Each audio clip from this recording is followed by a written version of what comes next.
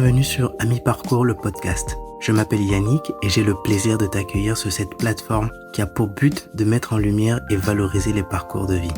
Curieux de nature, ouvert aux rencontres, à l'échange avec mon prochain, j'ai décidé de créer ce programme afin de partager avec toi ces conversations enrichissantes, inspirantes et pleines de vie.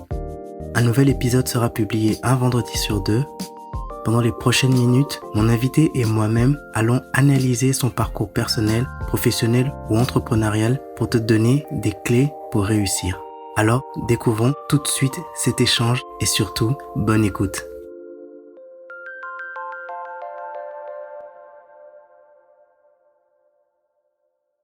Salut Axel. Bonjour Yannick. Comment vas-tu? Très bien, et toi? Très bien, merci. Je suis tellement content de pouvoir enregistrer cet épisode d'Ami Parcours avec toi. J'ai eu l'opportunité de te rencontrer maintenant, ça fait quoi, peut-être 1 mois et demi, mais le feeling est tout de suite passé. On s'est rencontrés ici au Rwanda et les choses se passent super bien. On a de super échanges et c'est un plaisir pour moi de pouvoir te découvrir à travers ce podcast, même si je connais déjà quelques bribes et c'est peut-être le moment pour moi aussi de te dire que j'ai mes indices qui m'ont un peu dit des choses dont je devrais absolument te parler. Merci Yannick, le plaisir est partagé. Dis-moi, la question que j'aime poser pour commencer cet échange, c'est si tu dois résumer ton parcours de vie en 3 mots, quels seraient les mots que tu choisirais? Ah, c'est une bonne question. Je te dirais adaptabilité. Tu m'as dit 3 mots. Oui, 3 mots. Adaptabilité. Ouais. Étranger. Hey. Et quoi d'autre? Adaptabilité, étranger et challenge. Pourquoi adaptabilité? Adaptabilité parce que alors je vais un peu détailler sur ma vie. En fait, j'ai quitté la Martinique quand j'avais 17 ans, parti en France. J'ai passé 3 ans de ma vie en France, en Normandie.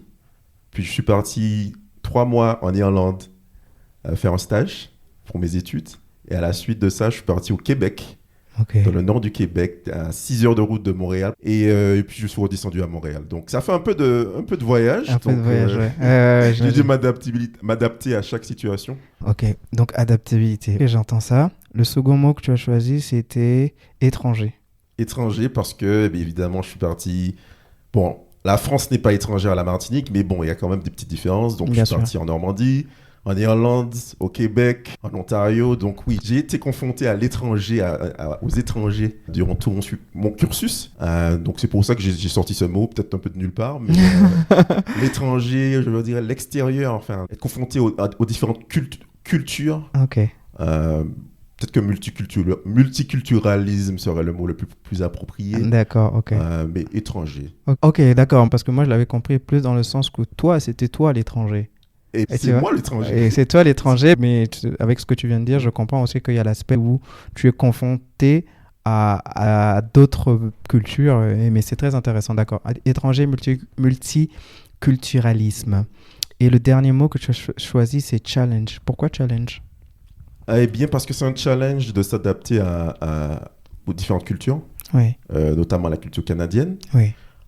J'ai passé 13 ans de ma vie au Canada et jusqu'à présent, je vais toujours dire, enfin, je dois avouer que, vous savez, cette sensation d'avoir comme, pour prendre l'exemple de rappeur français qui parle de le cul, pardonnez-moi l'expression, entre deux chaises. Ouais. Eh bien, c'est cette sensation, en fait. Vous avez l'impression de jamais appartenir à 100% à un endroit. Vous vous sentez canadien, mais vous ne serez jamais 100% canadien. Vous retournez en Martinique, vous êtes martiniquais, mais vous avez toujours cette canadianité, entre guillemets, qui subsiste en vous. Ouais. Et c'est la même chose aussi si je retourne en France. Donc, on n'est jamais... c'est un challenge quotidien. Avec le Rwanda, c'est encore une autre culture, un nouveau pays que je rajoute à la couche. Oui, oui. Donc, c'est un challenge. Okay. Et souvent, on néglige cet aspect. Qui es-tu, Axel? Je suis martiniquais. Ok. Je suis martiniquais. Mais encore, comment tu... Martiniquais, chef d'entreprise maintenant. Ouais, ok. Nouvellement installé au Rwanda. Je suis canadien, français, martiniquais. Je tiens à préciser les 3 nationalités, même si la Martinique n'est pas un pays, mais c'est une nation. C'est une nation, Effectivement. au sens politique du terme. Effectivement. Voilà. Effectivement. D'accord. Tu as dit que tu es chef d'entreprise. Donc, que fais-tu? Quelles sont tes activités? Et dans activités, je parle d'activités professionnelles comme activités non professionnelles, extra-professionnelles, hobby, centre d'intérêt. Dis-moi. Alors, je vais commencer par tout ce qui concerne le côté professionnel. Oui. J'ai créé Axel Analytics, une entreprise de support de stratégie aux entreprises, basée sur les données, d'où le nom Analytics. Pour ceux qui connaissent Power BI, tableau dashboard, je ne veux pas vous perdre, mais tout ce qui concerne l'analyse des données.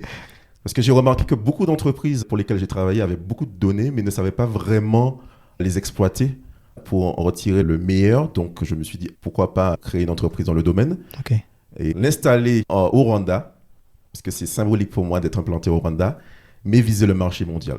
Ok, ouais. Intéressant.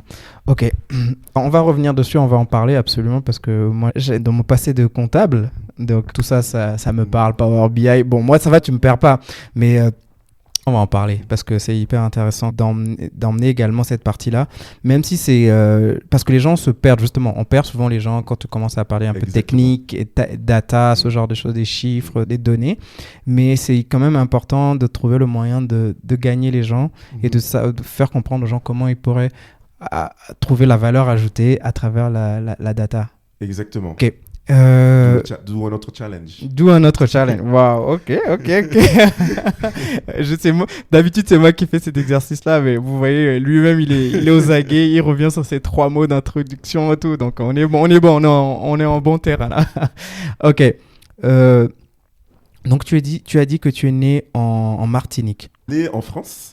En région parisienne. Ok. Et mes parents, nous sommes partis quand j'avais l'âge de 3 ans en Martinique. Donc j'ai grandi de mes 3 ans à mes 17 ans en Martinique. En Martinique. Dans quel type de famille tu as grandi? Combien de frères et sœurs? Quel était le cercle familial dans lequel tu as grandi? Alors, je suis vraiment reconnaissant d'avoir grandi dans une famille stable. J'ai vécu avec mes parents et ma petite sœur. Combien d'années de différence? Elle a 2 ans de moins que moi. Environnement super stable, les cousins, les grands-parents. On allait souvent chez les grands-parents après l'école. Okay. J'ai tendance à dire que mes amis, c'était mes cousins. Ok, je vois. Et dans le cercle familial stable, qu'est-ce qui a le plus marqué? Qu'est-ce qui t'a le plus marqué aujourd'hui? Tu pourrais dire que dans le parcours et dans la vie que tu mènes, a influencé cette prise de risque, qui a peut-être même influencé les 3 mots que tu as donnés tout à l'heure, c'est-à-dire adaptabilité, étranger et challenge. Bonne question. Je ne pourrais pas répondre à cette question. Je vais te raconter une anecdote. Super. Moi, j'aime ça. Peut-être que tu vas comprendre pourquoi, d'où je viens. Ouais, Quand j'ai eu l'âge de 6-7 ans, je ne sais pas ce qui m'est arrivé, mais j'ai eu l'envie de partir au Canada. Toute ma famille, tous mes amis, tout le monde savait que je voulais partir au Canada. Depuis l'âge de 7 ans, j'avais même des drapeaux du Québec et du Canada chez moi. Et je ne sais pas, j'étais attiré par... j'appelle ça de l'exotisme, parce que pour moi, qui ai vécu en Martinique, le froid, la neige, c'est de l'exotisme pour moi. J'ai toujours été attiré et j'ai su qu'après mon bac, que j'allais partir au Canada faire mes études. Donc, on a été obligé de partir en France à mes 17 ans avec mes parents, parce que mon père avait été muté en France. Donc, j'ai fait ma terminale là-bas. Mais j'ai toujours gardé dans le coin de ma tête le Canada. Quand tu ne vas pas au Canada, le Canada vient à toi. À l'âge de 20 ans, des recruteurs d'université sont venus dans mon université en France et ils m'ont proposé de partir au Québec. Génial. Donc, tu as le signe Toile du Nord qui était là, qui avait résonné déjà depuis l'âge de 6 ans.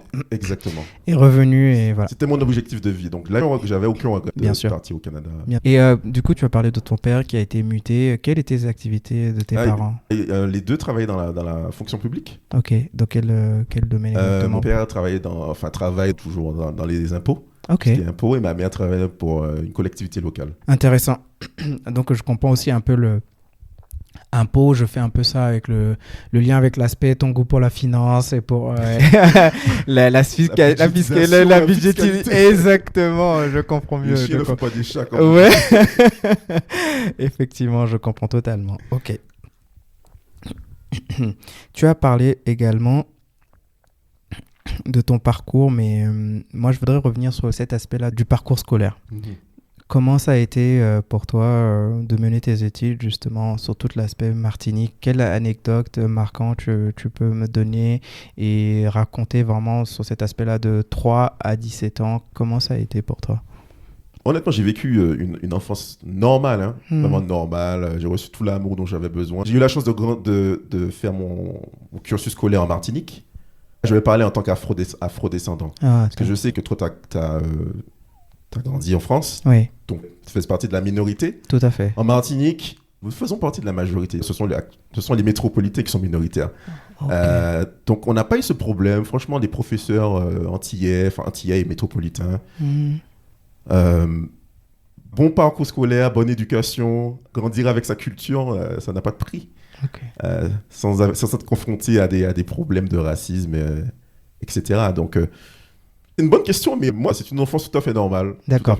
Ok. Et donc, ce que je voudrais quand même, pour donner justement ton parcours, quelle est quand même la chose marquante? Il y a forcément des choses un regard que tu as pu poser sur ce... D'ailleurs, c'est très intéressant ce dont tu parlais, le fait d'être une majorité, tu vois. Il y a forcément aussi des choses que ça génère en toi. Il y a un système de pensée qui naît de ça. Tu vois. Bonne question. Le fait de grandir personne majoritaire permet d'avoir beaucoup plus confiance en vous. Et je le vois quand je rencontre des amis d'origine antillaise qui ont grandi en France ou même ma femme qui a grandi au Canada. Vous n'aurez pas cette sensation de vouloir à tout prix prouver ou toujours ramener la couleur de peau parce que vous avez déjà confiance en vous. Vous savez d'où vous sortez, où vous vous rendez. Oui, j'ai effectivement senti ce décalage avec les Français qui ont des négos. Peut-être que c'est péjoratif. Les Français d'origine afro-descendante. Les afro-descendants. Et je le vois vraiment quand j'ai ce genre de discussion avec mes amis sur la race, les problèmes raciaux, etc. Je vois le décalage de point de vue.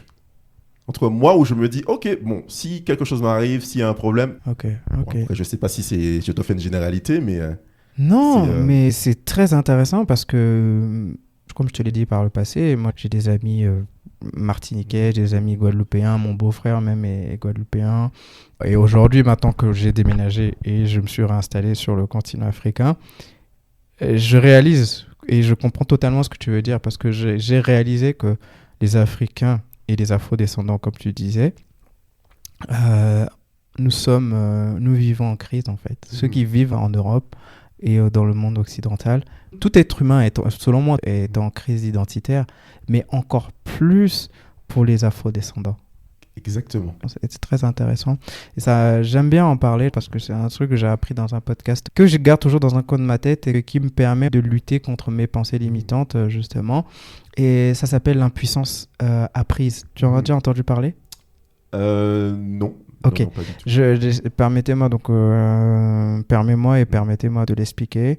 Il y a 2 moyens de l'expliquer. Je vais utiliser celui d'un éléphant. En fait, tu prends un éléphant en bas âge, on l'attache à un piquet en bois. Il y a une chaîne qui le lie au piquet en bois.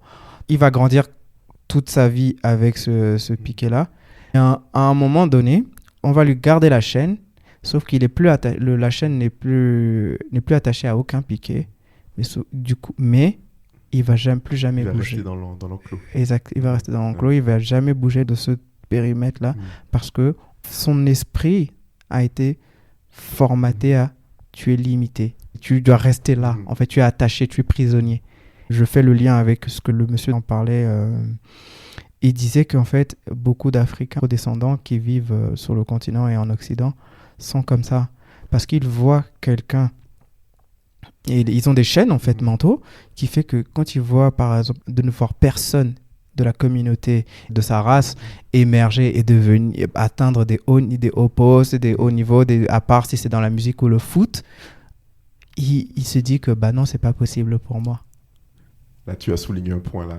Tu vois, et c'est marquant. Et aujourd'hui, les choses changent. Moi, je suis plutôt afro-optimiste. Donc, aujourd'hui, les choses changent. Je salue beaucoup d'initiatives. D'ailleurs, le monsieur, il est président d'une association qui s'appelle Diversité Alternative. Il s'appelle Franck. Je ne veux pas écorcher son nom de famille, donc vous pourrez aller regarder. Je sais, plein de choses qui changent aujourd'hui. On a des députés, beaucoup plus de gens qui émergent, des journalistes. Même si les combats de race, aujourd'hui, l'actualité qu'on suit, nous, depuis le continent africain, mais l'actualité qui se passe là-bas. Moi, je parle de politique. Les gens le sauront, et j'en profite. Et on a des personnes qui sont condamnées pour avoir volé l'argent de l'État, du contribuable, et qui, sans vergogne, sortent et citent Martin Luther King pour dire que ils défendent leurs droits civiques. Pourtant, Martin Luther King, quand on l'a condamné, il a été en prison. Il n'a pas dit sortez-moi de prison. Pourtant, lui, son combat était réellement. Il avait rien volé. Non, mais c'est juste hallucinant. Voilà. En tout cas, je sais pas ce que tu veux réagir là-dessus. C'est très intéressant parce que tu sais, le fait d'avoir grandi encore une fois en Martinique, c'est que et mon père aussi, c'est quelqu'un qui ne s'est jamais plaint. Je l'ai jamais entendu mon père se plaindre de c'est à cause des colons, c'est à cause du... Tu sais, en Martinique, souvent, ça, oui, on a bien ce sûr. type de discours, c'est à cause des béquets. Jamais, il m'a toujours dit, tu dois te questionner en premier. Intéressant. Je ne l'ai jamais entendu. Et en fait, je pense que j'ai grandi avec cette naïveté. Et ce qui s'est passé, c'est que quand j'avais pas l'image de les gens vont être racistes. Peut-être qu'il y en a eu, hein, mais j'avais cette naïveté. Et du coup, j'ai foncé. En fait, je me suis pas mis de barrière mentale. Et j'ai foncé. Parce qu'à chaque fois que quelque chose m'arrivait, par exemple, je sais pas, à l'auto-école, je ne me disais jamais c'est parce que la dame est raciste. Je me disais toujours, ok, peut-être qu'elle a passé une mauvaise journée. Bon, après, je ne vais pas jouer au naïf. Candide. Oui. Candide. Je le dis, j'étais candide. Hein. Et jusqu'à très récemment, jusqu'à l'âge de 28, même 30 ans, c'est maintenant que je commence à analyser les situations au travail, qu'il y a peut-être du racisme inconscient. Parce que j'estime que la majorité des gens ne sont pas forcément racistes. Les gens grandissent avec des biais racistes, entre guillemets. On a tous des biais racistes. Et ce qui fait que la société, malheureusement, l'image que parfois on dégage, nous les Noirs, après c'est pas que de notre faute, hein, mais quand tu allumes ta télévision, tu regardes les clips de rap et compagnie, machin, et puis que tout le monde, les Chinois voient les clips de rap, les Indiens, tout le monde. Donc les gens, inconsciemment, ils vont avoir ce rapport, cette image de nous. Et je pense que le travail, avant tout, malheureusement, il passe par nous-mêmes, la communauté noire. On ne peut pas attendre des gens, il faut qu'on nous respecte. Oui, on va nous respecter, mais il faut qu'on se respecte d'abord. Et il faut qu'on fasse le citoyen lambda, le blanc lambda, il se lève pas le matin en se disant qu'est-ce que je vais faire pour le bien de la communauté noire. Non, pas du tout. Il s'en fout. C'est la même chose que je dis aux Martiniquais. Macron, il se lève le matin, il se dit pas qu'est-ce que je vais faire pour la Martinique. Donc c'est à nous-mêmes, ça passe par nous-mêmes. Bon, je sais que ça va faire polémique, ça peut faire polémique. J'aime beaucoup. Non, c'est très intéressant ce que tu dis, parce que j'ai eu une conversation avec un ami avec qui j'aime beaucoup échanger. Il m'a parlé d'un principe qui est très intéressant, qui est de l'autodétermination. Il me disait, on parlait justement de l'Afrique, on parle souvent de l'Afrique parce qu'il est d'origine gabonaise et il est installé en France. Et il me parlait du principe et la force de l'autodétermination. Et c'est très intéressant, et c'est là où je fais le lien avec ce que tu disais. C'est qu'il faut qu'il y ait des initiatives naissent de la communauté, quelle qu'elle soit, en tout cas de la diaspora africaine, afrodescendante, dans le sens le plus large possible. Et c'est parce que les initiatives vont naître qu'on peut aussi influencer par le bas de la pyramide. Et il faut qu'on se dise, on voit un problème, c'est tout de suite comment je peux réfléchir pour mettre en place une initiative qui va changer, ne serait-ce que mon petit périmètre de vie. Exactement. C'est marrant ce que tu dis. Parce que je rebondis à ce que mon père m'a dit une fois. Ouais. Par exemple, imaginons que vous êtes dans un quartier et que les gens souvent vont se plaindre. Pourquoi la mairie ne passe pas couper les herbes? Si chaque personne dans son coin coupe les herbes, nettoie d'abord des routes, eh bien, on aura une communauté, on aura un quartier beaucoup plus vivant, beaucoup plus propre.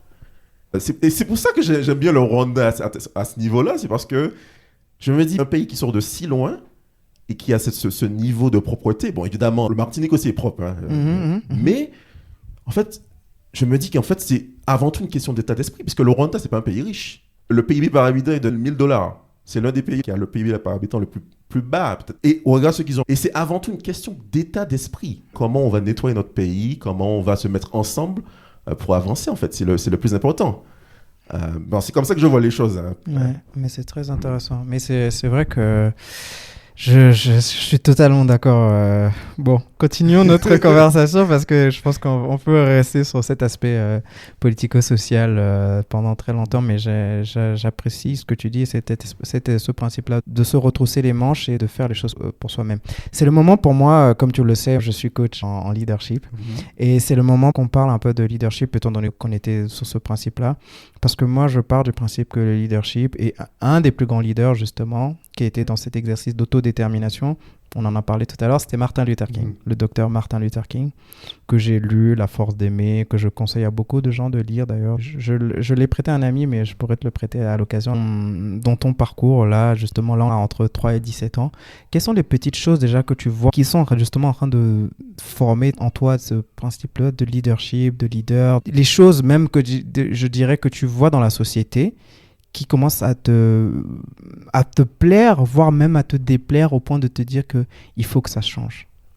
Tu parles de la société en général Société en général, société martiniquaise ou société... Parce que après, bon, tu vas quand même... Tu m'as dit que tu iras en Normandie, donc en métropole. Quelles sont les choses que tu vois? Quelles sont les choses qui t'ont déjà interpellé, qui éveillent quelque chose en toi? Parce que je pense aussi, ça me permet en fait, j'utilise cette plateforme parce qu'elle me permet aussi de définir le leadership, c'est de l'influence. Donc on utilise parce qu'on a une certaine vision du monde, donc on utilise cette capacité-là d'influencer les gens et de mettre en place des initiatives et de mettre en place du coup cette vision pour améliorer les choses qu'on n'apprécie pas, entre guillemets, si on peut dire ça comme ça. Moi je dirais qu'il faut responsabiliser les gens. En fait, parce que si vous voulez être un leader, c'est la vision que j'ai, hein, parce qu'au Canada, on a une vision du management vraiment différente de la vision française. Au Canada, il y a la technique du sandwich, où on ne dit pas vraiment les choses négatives, mais on va t'encenser vers le haut. Ah, c'est beau, c'est magnifique. Donc ça a ses avantages, mais ça a également ses inconvénients. C'est pour ça qu'il faut un mix de la culture canadienne et la culture française. La culture française, c'est le contraire. Quand c'est bien, de toute façon, c'est ton boulot. Il fallait que ce soit bien, donc c'est bien. Et quand c'est pas bon, on va insister sur le fait que, voilà, quoi, c'est pas terrible. Il faut un mix des deux. En fait, tout le monde est leader. Hein. Puis on me dit que c'est un leader. Moi, j'ai répondu souvent aux entretiens d'embauche. En fait, je vais être leader si je dois être un leader. Si je vois que l'organisation est défaillante et que, Axel, il faut que tu prennes tes responsabilités, je vais prendre mes responsabilités de leader. Mais si je vois qu'il y a déjà un leader qui assume ce rôle, ben je vais me suivre derrière, en fait. Je pense que tout le monde peut l'être. Il faut vraiment responsabiliser les gens. D'accord. Et arrêter d'enfantiller. Et comment, toi, justement... quelles sont les choses que tu développes déjà entre 3 et 17 ans qui font naître cette capacité qui émerge et qui te disent oui, je veux faire quelque chose pour Alors, est-ce que j'avais une capacité de leadership? Ouais, parce que pour moi, on est leader, on a tous des capacités. Exactement. À travers les âges, à travers les années, on affine et on affûte nos dons. C'est vrai ce que tu dis parce que je me souviens qu'à l'époque, on venait souvent vers moi pour avoir des conseils. Ah. C'était le sage. Il y a même des amis qui m'embêtaient, qui m'appelaient Père Donval. Je pense que la personne se reconnaîtra. Mais pour avoir conseil. J'aime beaucoup ça, Père Donval. Je vais t'appeler comme ça. Le sage. Alors, qu'est-ce que tu penses? J'ai ce problème-là avec telle personne, tel collègue ou dans ma vie. Et donner des conseils. Voilà. Il faut vraiment que tu analyses la situation, les situations sur les deux angles. C'est le yin et le yang, le bon, le mauvais. Tu sais, parce qu'en général, tout n'est jamais rose, tout n'est jamais noir. Il faut toujours écouter des deux côtés pour prendre ses décisions. Et je pense que c'est ça qui a peut-être façonné ma capacité de leader aujourd'hui. C'est vraiment de ne pas prendre tout pour argent comptant. Tu écoutes des deux facettes. Et tu te questionnes. Ok, si tu as dit ça, ou si j'ai dit, par exemple, s'il y a un de mes employés qui a fait une erreur, je vais me questionner. Ok. Peut-être que j'ai mal expliqué. Parce que bien souvent, c'est un problème de communication. Effectivement. C'est pas vraiment l'employé qui est mauvais ou... Non, c'est un problème de communication. Tu as dit quelque chose, il a compris et il va peut-être faire quelque chose qui va faire en sorte que, voilà, parce qu'il n'a pas compris. Il n'a pas bien compris. Oui, exactement. Et ça fonctionne partout, 99%. Que ce soit en couple, au niveau professionnel, la communication. Bon, après, je n'invente rien, hein, je pense pas. Perdu, hein, le sage. Non, mais c'est très intéressant. Et en fait, c'est marrant parce que moi, je t'écoute et je me dis, je comprends pourquoi tu fais ce que tu fais, le métier et tes activités aujourd'hui. Parce que on est toujours sur l'aspect donné. Tu es toujours dans cet aspect, de cette position-là où tu glanes les informations. Et justement, tu travailles ensuite à voir quel est le résultat qu'on obtient à partir de ces données-là. Exactement. Oh là, t'as vu l'écoute quand même. Non, mais c'est très c'est un intéressant. avantage et c'est un inconvénient aussi parfois quand tu veux prendre des décisions rapides. Ouais. J'avais ce problème-là à l'époque d'ailleurs où je pesais le pour et le contre. Maintenant, je suis un peu plus tac au tac. Ouais. Mais c'est vrai que quand tu as l'esprit analytique, voilà, ça peut avoir ses inconvénients aussi. Comme quoi? Si tu veux prendre une décision rapide, tu auras peut-être du mal à te décider. Ouais. Tu vas peut-être prendre, au lieu de prendre 5 minutes, tu vas prendre 1 heure ou 2 jours, 3 jours. Alors que il y a la loi de Pareto, 20-80%. Ouais, tout à fait. 80% des efforts contribuent à juste 20% des résultats, et vice-versa. Et ça, c'est vrai, ça, c'est valable partout. Ouais. Ah, c'est très intéressant ça. Ok, du coup, revenons à ton parcours. À 17 ans, tu arrives, vous déménagez, ton père est muté en Normandie. Le Havre. Le Havre, LH. ok. LH, ok, que je connais de nom, la ville de notre ancien Premier ministre, Édouard Philippe. Comment ça s'est passé, l'arrivée là-bas, les études? Du coup, tu arrives à 17 ans, ça veut dire que tu arrives avant le bac? Ouais, pour ma terminale. Pour ta terminale, effectivement. Ouais. Et comment ça se passe? Très bien passé. J'étais content d'ailleurs de changer. Je me suis dit, tiens, quand vous grandissez dans une île, vous avez envie de sortir, d'explorer. Ouais. J'étais content à cette opportunité de partir.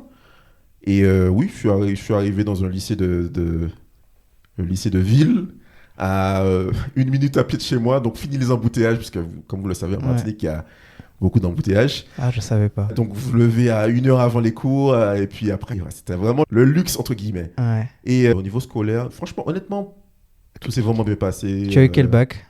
J'ai fait un bac ES. Ok. Et puis, j'avais hâte aussi d'être confronté aussi, en tant que noir, hein, être confronté ce serait moi l'étranger, en fait. Ouais. Donc, étranger, oui, on bien comprend, sûr. hein. Ouais, bien sûr. Minorité. Ouais. Et j'ai senti quand même que, le premier jour, c'est une anecdote, c'est le premier jour où le professeur principal m'a demandé de distribuer des copies et que je l'avais pas vraiment écouté. J'avais juste la loi de Pareto, juste. Ouais, exactement. J'avais juste fait passer les copies à mon voisin et il est venu derrière moi. Ah oui, monsieur, qui êtes-vous? Et j'ai senti que sa réaction, c'était parce qu'il avait probablement un cliché. Il avait vu un nouveau noir. Donc peut-être qu'il avait cette image de peut-être que lui ça va être un perturbateur, caricature encore une fois, mais j'ai senti ça. Mais je me suis pas plus, ça m'a beaucoup fait rire, je me suis pas plus pris la tête que ça. D'accord. Et n'oublions pas que tu es candide à ce moment-là. Je suis candide, exactement. Je me suis dit, en fait, moi je le vois comme un défi. Et en fait, je me suis dit, de toute façon, la meilleure façon de prouver les choses aux gens, c'est par l'école, l'éducation. Parce que on n'aura pas à avoir des clichés, mais quand on voit que tu as des bonnes notes, ça fait tirer tout le monde. Les gens vont te respecter. Quand ils vont voir ils vont voir ton éducation, la qualité de ton élocution, etc. Ils vont te respecter. Raciste ou pas, hein. Ouais, effectivement. Non, c'est vrai. Les résultats parlent pour. Ça parle pour eux-mêmes. Ouais, parle pour eux-mêmes. Ok. Et le bac en poche, qu'est-ce que tu fais tout de suite après le bac? Alors, je décide de ne pas aller en prépa. Ok. D'ailleurs, ce prof-là, il était pas content quand il a entendu que je... C'était le prof de quoi? C'est un prof d'économie. Ok, d'accord. Ouais. Oui, tu vois. Et en fait, à la base, je voulais faire le parcours classique, fait prépa et compagnie. Et il y a des étudiants qui sont venus dans notre école pour nous présenter les DUT. Donc à cette époque-là, j'avais l'image des DUT et BTS. Pour moi, c'était bac plus 2. Bon, moi, je ne vise pas bac plus 2, bac plus 5. Je me suis dit, tu sais quoi, Axel? Écoute, j'ai comparé le programme de DUT, j'ai fait un DUT GEA, DUT avec la prépa, et je me suis dit, en fait, j'ai pas envie de faire 2 années à apprendre des mathématiques juste pour préparer un concours. J'ai envie vraiment d'apprendre les métiers, la comptabilité, la gestion d'entreprise. J'ai envie de concret, en fait. Oui, bien sûr. Et je me suis lancé dans le DUT. Mon père a été un petit peu surpris au départ. Ouais. Et je lui ai dit, non, rassure-toi, t'inquiète pas, si j'ai mon plan, c'est DUT. Après, je pars à l'étranger, faire mon bac plus 5. Ok. Donc, l'important, c'est d'avoir le plan dans sa tête. Ouais. C'est le plus important. Parce que bien souvent, les jeunes se lancent dans des études par défaut. Voilà, je vais faire psycho, je vais faire ça, mais sans avoir un plan. Mais si vous n'avez pas le plan, vous risquez d'échouer. Ouais. Et même si votre plan change après. Ouais, bien sûr. Ouais, c'est très intéressant. Bon, déjà, je précise quand même, tu as parlé de DUT GEA pour les gens qui ne savent pas. GEA, c'est gestion des entreprises et des administrations. Ouais, ok. Et du coup, je reviens sur ce que tu disais, c'est très intéressant. Il y a une célèbre phrase, je l'ai souvent en anglais, mais je vais essayer de le traduire ensuite en français. C'est If you fail to plan, if you fail to plan, you're planning to fail. 100%. Tu vois? Donc, si vous échouez à planifier, vous planifiez votre échec. Exactement. Ouais. C'est très intéressant. C'est vrai que j'avoue que en fait, je me pose une question par rapport à ce que tu dis. Parce que j'ai quand même une analyse sur le monde et sur la vie d'un être humain. Et je me dis que c'est difficile. Il y a beaucoup de jeunes à l'âge de 17-18 ans. Tu leur dis, planifie pour ta vie. Mais qu'est-ce que j'en sais rien. Tu vois? C'est difficile. C'est difficile. Moi, j'ai appris récemment que le cerveau de l'être humain n'atteint sa forme finale qu'à l'âge de 25 ans. C'est vrai. Donc, tu es encore dans une certaine incertitude. Même ton corps, ton métabolisme n'est pas totalement fini. Mais tu dois être sûr et... comment tu as fait, toi? Comment tu as fait pour planifier? Est-ce que tu avais déjà clair ce que tu voulais faire à cette époque-là? Ça va répondre à ta question, je vais rebondir. Effectivement, la vie n'est pas linéaire. Mais il faut juste avoir un plan. C'est juste une lens. Un plan, vous suivez votre plan, et puis c'est pas grave. Enfin, l'essentiel, c'est d'arriver jusqu'au bout. Vous savez, au Canada, il y a des gens, ils reprennent leurs études à 26 ans, 27 ans. Il n'y a pas vraiment cette honte que vous pouvez avoir en France. En France, t'as 25 ans, t'es toujours à l'université. C'est limite. Dis-moi si j'ai tort, hein. Peut-être que j'ai quitté en 40 ans, mais c'est à peu près ça. À 23 ans, tu dois avoir ton bac plus 5.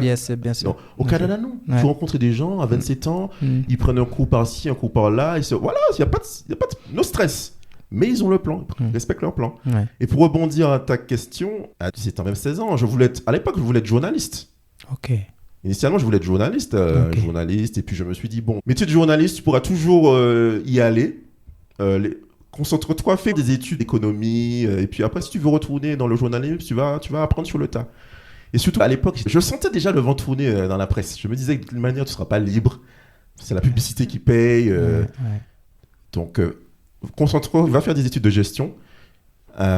Et j'ai commencé à avoir le goût pour la bourse. J'en ai pas parlé parce que je ne veux pas perdre les gens. Non, je regardais tout ce qui est l'économie, l'entrepreneuriat. À cette époque-là, je me demandais, mais pourquoi l'Afrique est pauvre? Pourquoi on parle de pauvreté? Donc, je commençais à regarder les PIB par habitant de chaque pays d'Afrique, l'indice de développement humain, comparer, tel pays, voilà. Et donc, je me suis dit, bon, pourquoi pas faire des études de gestion d'entreprise ou d'économie? Et puis, avec cette idée de, ok, tu vas essayer d'être contrôleur de gestion ou analyste financier, investisseur. Mais je n'avais pas vraiment une définition précise. Je savais juste que j'aimais regarder BFM Business à l'époque. Ok, c'est très intéressant. Et est-ce que c'est les études que tu mènes? Est-ce que c'est le bac ES parce que tu es en économie sociale? Est-ce que c'est ça qui te donne cette appétence-là pour l'économie? D'où ça vient? Moi, je dirais aussi que c'est le milieu parce que comme tu l'as dit précédemment, tu sais, les chiens ne font pas de chat. Quand votre père est dans la fiscalité... En fait, je pense qu'à l'époque, j'étais attiré par l'économie aussi parce que j'avais une vision de la Martinique autonome. Autonome, où je disais même aux gens, je suis indépendantiste. Non pas parce que je veux l'indépendance de la France, mais parce que il faut que tu sois indépendant mentalement. Et si tu veux être autonome ou indépendantiste, comment tu veux faire fonctionner un pays? Il faut que ton pays il y ait des ressources, il faut qu'il y ait des entreprises, il faut qu'il y ait de l'économie. Donc j'ai toujours été conscient que l'économie, l'entrepreneuriat, faisait partie, était la clé en fait la clé du succès d'une société en fait. On parle de capitalisme à visage humain, évidemment, mais c'est la clé. C'est pour ça que je pense que j'ai toujours été attiré par cet aspect d'entreprise, entrepreneuriat. Ok. Je ne sais pas si j'ai répondu à ta question. Si, tu as très bien répondu à la question.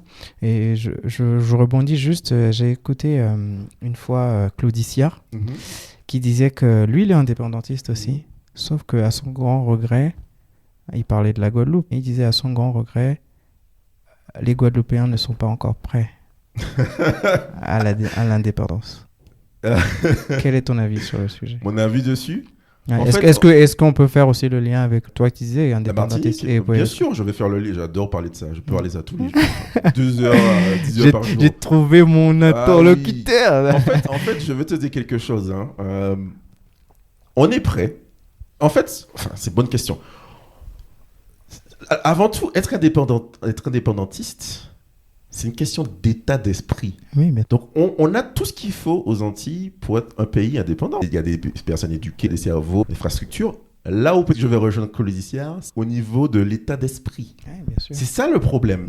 Et comme on a baigné dans la culture française, dans l'état-providence français, et qu'on nous a, entre guillemets, brainwashé, fait comprendre que si tu es indépendant, tu vas finir comme Haïti. Mais on ne parle jamais de nos voisins, la Barbade, puisqu'on a des voisins à côté de chez nous qui ont un bon niveau de vie. Barbade, Sainte-Lucie, la Dominique. Les niveaux sont moins élevés à la Dominique et à Sainte-Lucie qu'à Martinique. Mais les Saint-Luciens peuvent aller en France sans visa. Ils n'ont pas besoin de... C'est des pays qui ont un bon niveau de vie. Saint-Barth, par exemple. Saint-Barth, par contre, c'est une collectivité d'outre-mer française. Ah, je savais pas. Ça faisait partie de la Guadeloupe, administrativement. Et en 2007, Saint-Barth et Saint-Martin, c'était des communes de la Guadeloupe. Ouais. Et en 2007, ils ont décidé de prendre leur autonomie de la Guadeloupe. Ils ont décidé de devenir collectivité, avec leur propre statut. Donc, ils ont pris de l'autonomie. Donc, ils sont petits comme ça, Saint-Barth, petits. Et ils ont dit, on se détache de la Guadeloupe et on veut encore plus d'autonomie que les Guadeloupéens ont. C'est pour ça qu'encore une fois... C'est une question d'état d'esprit. Saint-Barth, état d'esprit. C'est une population différente. Blanc, Saint-Barth. À Saint-Martin, ils sont plus comme les Guadeloupéens noirs. Mais c'est l'état d'esprit. Parce que quand tu vas à Saint-Martin, l'île est coupée en deux. Tu as Saint-Martin, partie française, qui était rattachée à la Guadeloupe. Et tu as Saint-Martin, partie hollandaise, qui autonome, qui faisait partie des Antilles néerlandaises. Et eux-mêmes, maintenant, ils sont autonomes des Antilles néerlandaises. Maintenant, ils ont leur propre statut aussi. Donc, encore une fois, si vous avez des petits territoires, la majorité des îles des Antilles sont soit autonomes, soit indépendantes.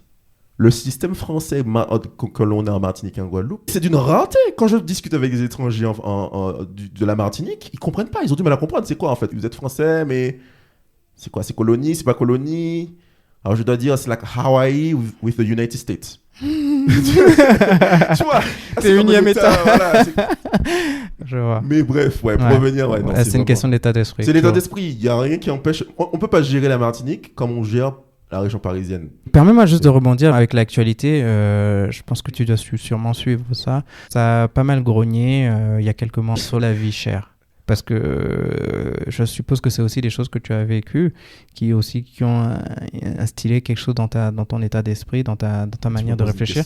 Quel est ton regard sur de la vie chère, des béquets, des familles blanches très riches qui possèdent une grande partie du territoire et qui font un peu la météo dans l'économie et dans la distribution alimentaire. Il faut savoir qu'en fait, je suis très curieux.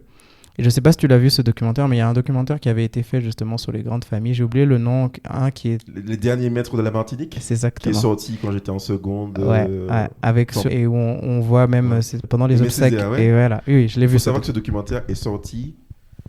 Tu savais quand il y a eu les événements, les grèves générales de Guadeloupe et Martinique en 2009. Je m'en souviens. En première. Avec, comment il s'appelle, LPK, Elie de Mota. Je suis resté 1 mois et demi sans aller à l'école. Ah bah tu m'as pas raconté ça. Et c'est à ce moment-là qu'ils ont sorti le documentaire, juste au début. Donc, le timing était parfait. Ouais. Alors, c'est complexe, c'est vraiment complexe parce que j'ai en même temps une mentalité où j'essaie de raisonner par moi-même, en fait. Le problème, c'est qu'on est dans un système, il y a un système colonial. Bien sûr. On va pas le nier. Et dans le documentaire, c'est très parlant. Je sais pas si tu te souviens un moment. Ouais, il le dit. Une des familles béquets le dit.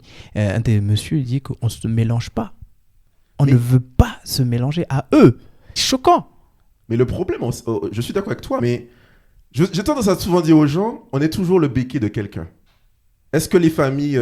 Waouh. Ben oui, on est toujours le béquet. Parce que si c'est pas des béquets... En France, là, les grandes familles bordelaises, est-ce qu'elles se mélangent? Elles se mélangent pas. Oui, bien sûr. Elles se mélangent pas du tout. Ouais, donc, on est toujours le béquet de quelqu'un. Le fait qu'ils se mélangent pas, est-ce que c'est vraiment ça le problème? Parce qu'après, est-ce que tu vas forcer des gens à se mélanger, des gens qui ont leur propre système? Parce qu'en fait, il faut voir... Non, mais c'est surtout le fait de ne pas se mélanger, mais tout en se respectant en tant que communauté. Après avoir vécu, et c'est vraiment cet aspect-là où on ne se mélange pas parce qu'on pense qu'on est meilleur que vous, entre guillemets. Il y a une supériorité et c'est là le colon, tu vois. Tu sais, hein, la Martinique, c'est... Les gens disent que la Martinique, c'est un pays schizophrène. Ou certains qualifient ça d'hôpital psychiatrique à ciel ouvert. Waouh! Avec tout le respect, tu vois. Et je m'inclus dedans. Oui, bien sûr. Parce que c'est une société post-esclavagiste. Quand vous avez un groupe de personnes descendants de colons qui ont esclavagisé, qui ont toujours grandi dans ce sentiment de supériorité, ben, tu vas pas casser ça du jour au lendemain. C'est des gens qui doivent aller voir des psys.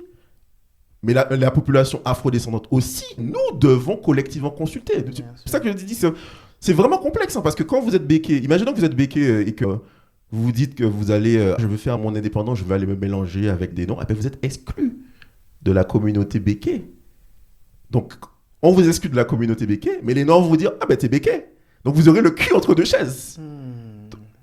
Peut-être discriminé, entre guillemets discriminé, enfin le mot est un peu, voilà quoi. Mais peut-être que vous n'aurez pas les avantages que vous avez au sein de votre communauté, en restant dans votre communauté. Donc le système fait en sorte de les maintenir dans une communauté. La femme béquée qui veut avoir des relations avec un noir, elle se dit, bon, ça va être compliqué, ou vice-versa, l'homme béqué aussi. D'ailleurs, les béquets ont des relations avec des noirs. Ils vont s'occuper de leurs enfants, mais ils vont pas les reconnaître. Ils vont pas l'afficher. Voilà, ils vont pas l'afficher, tu vois. C'est vraiment, je vous dis, les sociétés antillaises, enfin Martinique, Guadeloupe, c'est vraiment... En plus, si vous rajoutez le fait qu'on soit toujours français, caribéen, on te dit qu'on était français, caribéen, européen. Imagine le problème identitaire, en fait. D'accord. Ouais. Alors, pour venir à la question, ce documentaire-là date de 2009, comme tu l'as dit. Donc, on parle de 2007-2009. Et sauf qu'aujourd'hui, en 2025, on parle encore du même problème. Quel est ton avis dessus? Pourtant, il y a des voix qui montent. On parlait tout à l'heure d'autodétermination. Il y a des mouvements très virulents qui protestent contre cette vie chère. Qu'est-ce qui fait qu'on en est encore là? Alors, pour rebondir, le mouvement a protesté parce qu'à la base, c'était pro la vie chère. Et c'est ça. C'est là où la vie est vraiment chère, excellemment chère. Et il faut trouver une solution pour y remédier. Je suis 100% d'accord avec ça. Et malheureusement, hein, moi je pense que ça ne va pas s'arranger parce que on vit dans la Martinique des lois françaises, des lois européennes qui s'appliquent. Vous n'allez pas forcer des gens à baisser leur... En fait, c'est compliqué, c'est complexe en fait ce système en fait. Parce que on doit vraiment rentrer dans les entrailles du capitalisme. Comment expliquer qu'aujourd'hui, toujours en 2025, une minorité contrôle l'économie, contrôle l'alimentaire. Moi, la question que je me pose avant tout, c'est qu'est-ce que nous, afrodescendants, devons faire? Parce qu'on pourra continuer à pleurer, à dire oui, c'est à cause des béquets, oui, à la France, il faut nous aider. Ça fait des années, ça fait 50 ans que c'est le même système. Et chaque année, chaque 10 ans, ouais, dans 2009, il y avait une grève. En 2020... Ouais. Peut-être dans 3 ans, 4 ans, il y aura une autre grève. Mais on va retourner à la même situation. Donc c'est comment nous... Parce que moi, j'ai déjà compris ça. C'est pour ça que j'ai une mentalité indépendantiste. Comment nous, afrodescendants, on arrête de... Enfin, pas qu'on arrête, tu vois, on a nos problèmes. Mais comment nous, on s'organise nous-mêmes pour créer nos propres magasins, nos propres institutions. Parce que bien souvent, par exemple, nos parents, quand nos parents nous éduquent, on va faire des études et puis il va passer un concours pour devenir fonctionnaire. Les béquets vont continuer, parce que quand tu regardes bien aux Antilles, qui entreprend souvent, bon je caricature, il y a des Antillais, des Noirs qui entreprennent, mais proportionnellement, il n'y a pas de statistiques ethniques, mais c'est une statistique. Les béquets dans l'entrepreneuriat, tu vas avoir des Chinois qui sont arrivés en Martinique il y a 100 ans, parce qu'on parle des béquets, mais jusqu'à dans les années 2010, il y avait une famille Oyoen, famille sino-martiniquaise, qui détenait des supermarchés, qui avait une plus grosse part de marché que Ayotte. D'accord. Okay, voilà. Tu as les Syriens libanais. Ok. Ah oui, ils sont là-bas aussi. Oui, il y a des Syriens libanais en Martinique, en Guadeloupe, qui sont commerçants. Et souvent, la population afrodescendante, proportionnellement, on est plus fonctionnaires. Donc, je dirais qu'il faut inculquer le fait que l'entrepreneuriat, que l'économie, on ne respecte que le pouvoir financier. On respecte les béquilles parce qu'ils ont l'argent. Le jour où les Antillais, les afrodescendants auront l'argent, on va nous écouter. Bien sûr. Ok. Je ne sais pas si ça a répondu à la question. La question, en fait, ça a répondu à la question et je pense que ça fait le lien même avec... en fait, je fais la convergence des luttes. Et c'est là où je fais quand même cet exercice de convergence des luttes par rapport à l'Afrique, au continent, l'Afrique subsaharienne et l'Afrique du Nord au Sud aussi. Je pense que c'est là où on a une convergence. Un des défis qu'on a, c'est l'entrepreneuriat. Et l'économie. Tu vois? Puis je vais rebondir à ta question. Ouais. Vous allez au Kenya. Après, c'est à cause de la colonisation aussi. Hein, les Indiens, Kenyans ont eu des avantages aussi, il faut être conscient de ça. C'est vrai qu'on m'a dit que tu étais un expert de l'histoire africaine. Et la question de l'Afrique. Vous allez au Kenya, vous voyez. Que tu as visité d'ailleurs. On en reviendra. Visité, mais ouais. Vous avez différentes communautés. Je pensais que ce serait plus marqué, mais voilà. Vous avez comme les Indo-Kenyans, ou même en Tanzanie. Oui. Donc vous avez ces mêmes schémas en Afrique. Ouais. En Côte d'Ivoire, vous avez les Libanais, ouais. Au Sénégal aussi. Ouais. Et dans beaucoup de domaines. Dans beaucoup de pays. Et aujourd'hui même, ça change. Il y a encore de nouvelles communautés qui viennent. Exactement. Maintenant, vous avez les Indiens. Les Indiens, les Chinois. Donc, qu'est-ce qui explique que vous preniez Haïti, la Côte d'Ivoire, je ne connais pas le Togo, mais peut-être que le Togo est libanais. Qu'est-ce qui vous explique que ce sont à chaque fois les mêmes schémas, les mêmes situations? Comment tu l'expliques? Moi, je me pose toujours la question. Si tu n'as pas encore répondu. Moi, j'ai une piste. C'est pas une réponse fermée, mais ma proposition, et je pense qu'on en a déjà parlé, mon idée de réponse, c'est l'état d'esprit. L'état d'esprit. Le système de pensée. Exactement. Le système de pensée qui naît pour moi, et comme je dis, c'est pas fermé, je suis ouvert à des commentaires, qu'on vienne challenger ça, et qu'on vienne m'apporter encore plus de billes. Mais moi, donc système de pensée qu'on hérite du fait de ne pas challenger, justement aussi de ne pas... un manque de curiosité, un manque de connaissances personnelles, de dire ouvrir les livres. Aujourd'hui, on est dans un siècle où on n'a jamais été autant livré à la connaissance. Je suis ici, nous sommes ici, à la seconde où quelque chose se passe dans le monde, on est déjà au courant. Je pensais à ça hier. Donc, moi aussi. Et tu vois, et donc je me dis, en fait, ne serait-ce que de dire qu'aujourd'hui, tu peux passer un diplôme d'Harvard assis où est-ce que tu veux dans le monde et gratuitement. C'est marrant parce que j'ai eu cette conversation hier avec... Oui, vas-y, dis-moi. Et je disais qu'en fait, à l'époque, comme tu l'as dit, il y avait un décalage technologique. Moi, je suis en Occident, j'ai mon ordinateur, tout le monde n'a pas accès à Internet. Aujourd'hui, et c'est ce qui m'a choqué quand je suis arrivé en Afrique pour la première fois. Où j'ai vu que tout le monde a un bon téléphone. Bien sûr. Et avec Internet, tu as accès à la connaissance. Il y a peu de différence maintenant. Et j'ai l'impression qu'ils souvent ici, enfin je caricature, hein, je généralise en Afrique, mais l'impression que j'ai, c'est qu'on n'utilise pas forcément la technologie avec leur plein potentiel en fait. Bien sûr. Bien sûr. Et pour rebondir là-dessus également, moi, là où je ne mets pas le problème que sur l'Africain, c'est partout dans le monde, en réalité. Nous, avec tous les défis qu'on a sur le continent, on en souffre plus. Et du coup, on met plus de temps. On a besoin de beaucoup plus... Nous, on souffre de deux choses. Le fait que la masse ne consomme que des contenus divertissants, ou en tout cas, pas que, mais trop. Et que nos élites aussi ne prennent pas forcément des décisions et leurs responsabilités. Donc, on est en souffre de deux problèmes. Donc, il faudrait soit que la masse change et donc qu'elle soit beaucoup plus dans des initiatives, comme on parlait tout à l'heure aussi d'autodétermination, ou soit que les élites prennent aussi leurs responsabilités et créent des choses vraiment qui vont pousser, qui vont emmener nos nations à vivre un changement de paradigme. Alors, je ferai l'avocat du diable. Dis-moi. Je dirais que les élites sont à l'image de leur population.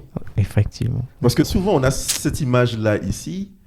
Souvent, je dis les Noirs, encore une fois, mais où on va, c'est la faute du président, c'est la faute de... Mais écoute, il est juste le reflet. Et même si, des fois, s'il n'y a pas d'élection, mais c'est quand même l'image, il a l'image de la société. Je suis totalement d'accord. C'est ça le problème, en fait. On a les dirigeants qu'on mérite. Mais bien, si on voit que même, tu prends un président qui est là, il voit que la population, il y a des choses qui se font. Lui-même, il va sentir que le vent tourne, il faut vraiment que je m'ajuste aussi. Ouais. C'est, parce que tu prends, tu prends les Asiatiques, tu prends la Corée du Sud. À l'époque il y a 40-50 ans, la Corée du Sud, il y avait rien. Il y a beaucoup de pays, Vietnam, Corée du Sud, ce sont des pays qui ont été colonisés aussi. Bon, c'était peut-être pas tout à fait exactement la même colonisation. Ils ont gardé leur culture. Mais en Afrique aussi, les gens ont gardé leur culture. Bien sûr. Mais ils étaient colonisés aussi. Qu'est-ce qui fait que on parle maintenant des dragons asiatiques et puis à part l'Afrique du Sud, on mentionne un peu l'Afrique du Sud, on mentionne le Nigeria, mais tu sais, le Nigeria, on parle du Nigeria, mais moi... je suis vraiment dubitatif par rapport au Nigeria. Le Nigeria, en termes de PIB par habitant, je crois que la Côte d'Ivoire a un meilleur PIB par habitant que le Nigeria. Donc le Nigeria, c'est parce qu'ils ont un gros marché, plein d'habitants. Mais... Après, ils ont beaucoup d'initiatives et Bien sûr. Il y a beaucoup d'argent qui circule aussi. Mais pour moi, le Nigeria, d'après les Nigérians que j'ai fréquentés, c'est un pays qui, honnêtement, si le Nigeria était super bien géré, c'est un pays qui a explosé. Ouais. Ils ont un marché intérieur, ils ont des gens super éduqués. Ils ont aussi des matières premières. Ils ont des matières, le pétrole. Ouais. Mais... Et ils ont aussi, mais après ils ont aussi des grands entrepreneurs et ils encouragent quand même ces entrepreneurs-là. Sauf qu'en fait, je pense qu'il y a aussi l'aspect corruption. Est-ce qu'ils encouragent ou est-ce que c'est parce que tu sais que la vie est dure, donc tu es obligé, c'est la seule voie? Ouais, bah oui. Est-ce que c'est pas ça le... Ouais, ils encouragent aussi, c'est parce que je sais que dans les années 2000, Obasanjo, l'ancien président, avait encouragé ça. Tu vois, il avait pris des fleurons, des familles qui entreprenaient et il avait poussé comme ça dans différents domaines des familles. Il leur avait donné facilité à l'entrepreneuriat, facilité la taxation. Il avait vraiment poussé. Et aujourd'hui, c'est ça qui fait qu'aujourd'hui, ils ont l'homme le plus riche d'Afrique, le noir le plus riche du monde, les Nigérians. Le Nigeria, mais il ne faut pas oublier que le Nigeria a 200 millions, plus de 200 millions d'habitants. Ouais. Donc, en termes de population aussi, la probabilité que tu as quelqu'un qui sort du pool nigérien est plus élevée. Ouais, c'est vrai. Non, c'est vrai. C'est très intéressant. Ouais, là, je pense qu'on est clairement dans ton domaine économie. Et on m'a dit que tu es un passionné d'Afrique. Donc, d'ailleurs, c'est pas pour rien que je pense c'est sur le continent qu'on réalise cette interview. Tu sais que j'ai connu l'Afrique au Canada. Hein. C'est au Canada que je me suis lié d'amitié avec des Africains. De quelle origine, du coup? Guinée, tous les pays, Sénégal, Guinée, Cameroun.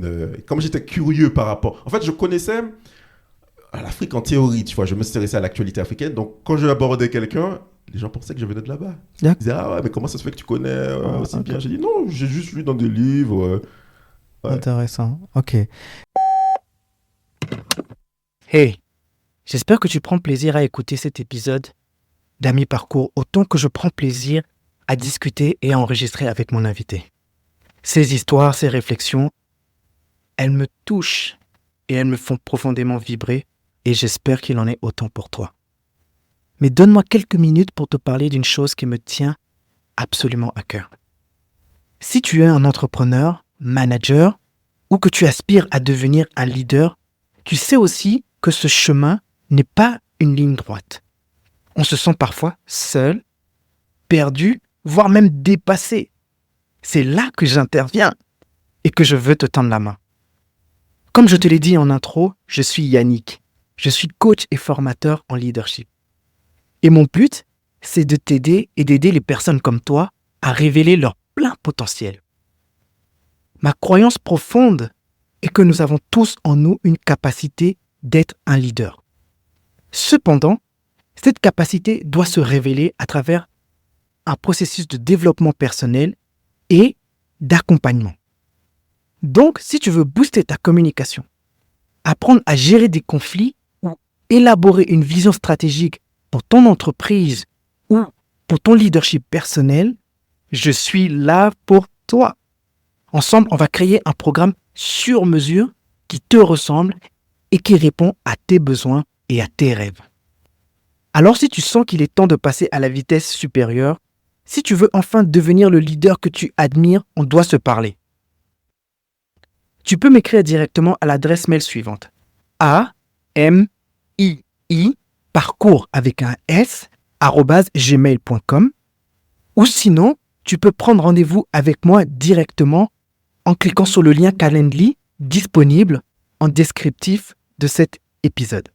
Alors n'attends plus. Crois en toi. Investis dans ton leadership et ensemble, atteignons des sommets. Du coup, là, on a fait beaucoup de parenthèses en revenant sur notre fil conducteur qui est donc ton histoire de vie, ton parcours.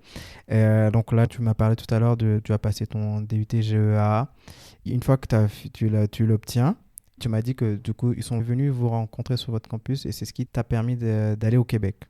Est-ce que c'est en DUT GEA que c'est arrivé? Comment ça s'est passé? En fait, j'avais l'objectif, comme je l'ai dit tantôt, d'y bien sûr. aller.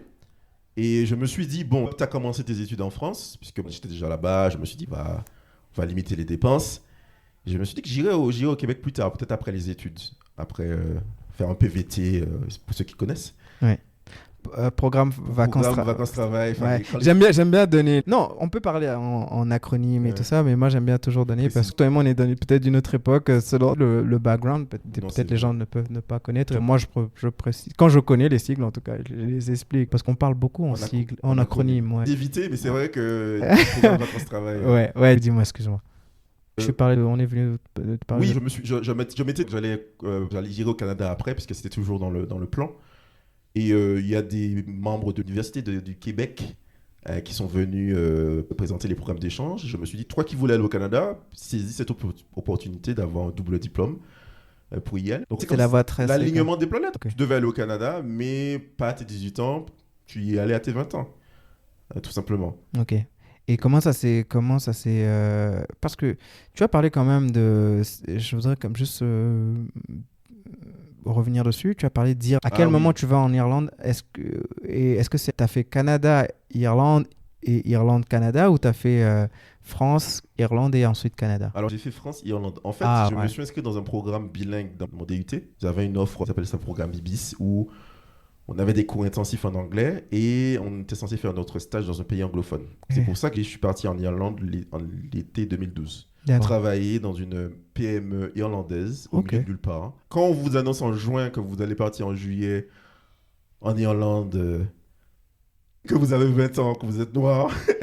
Et à cette époque, je me suis dit, oh, ça va être là, vas-y, je vais foncer. Vous n'avez pas de logement encore. Wow. Et adaptabilité. Bien sûr, oui, c'est vrai. Mais encore une fois, l'alignement des planètes, il y avait déjà un camarade à moi qui était là-bas, qui a trouvé un logement pour moi. Ouais. Et ça s'est super bien passé. Je dois dire que c'était probablement le meilleur été que j'ai passé. Ok. Et du coup, c'est quoi, un stage de 2 mois, 3 mois? Un stage de 3 mois dans une comptabilité. Ok. C'était ma première expérience. Génial. D'entreprise de toute ma vie. Ok. Et comment s'est passé tu as dit que tu as beaucoup apprécié le choc de la langue. Bon, parce que bien qu'on apprenne l'anglais à l'école, c'est pas l'anglais, l'accent, tout ça. Comment ça s'est passé? Je crois qu'en France, on est très bon à l'écrit. Enfin, on est quand même bon à l'écrit, et puis on sait conjuguer, fait writing et... Enfin, je perds mon anglais là. L'écrit et la lecture. Writing and reading. Exactement. Ouais.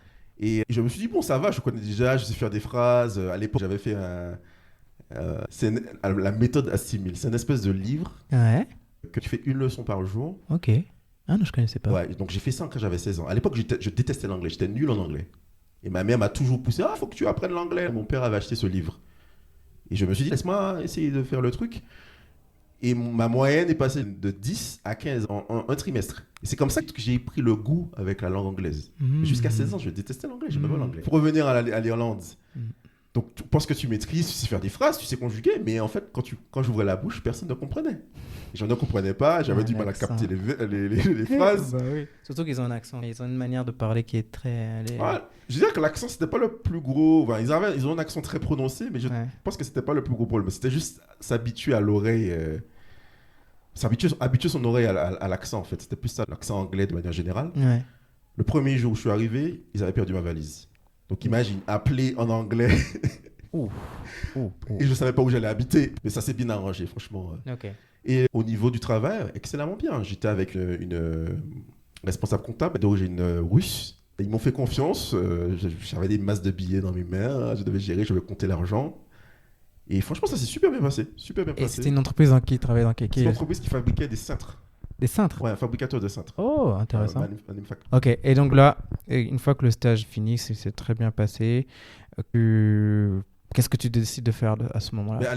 à l'époque, d'où le plan. Ouais. Quand vous partiez au Canada, vous devez préparer ça à l'avance. Bien sûr. Donc dès avril, je savais déjà que je partais au Canada. Ah, Septembre. Donc ok. tout devait être planifié. Quand je pars en Irlande, quand je reviens, à quel moment je repars, et à quel moment je récupère mon diplôme pour le montrer au Canada. Je savais déjà que je partais au Québec. Je suis retourné en France juste 1 ou 2 semaines, fin août. Et après, je suis reparti pour Le Québec. Ok. J'avais pas de logement à l'époque. J'ai débarqué en ville. Ouais. Et comment t'as fait? Parce que j'ai l'impression, ce que j'entends aussi beaucoup je l'entends comme tu disais tout à l'heure, adaptabilité. Et c'est ce goût-là aussi pour l'inconfort. J'ai l'impression que tu as vraiment un goût pour te mettre en zone d'inconfort. D'où est-ce que ça te vient, ça? Ah, mais pas du tout. J'adore planifier de A à Z. Ah ouais? Ah oui, Ouais, c'est vrai non. que tu me disais ça là. J'adore, Ouais. j'aime pas partir à l'aventure. Ah, je pars à l'aventure.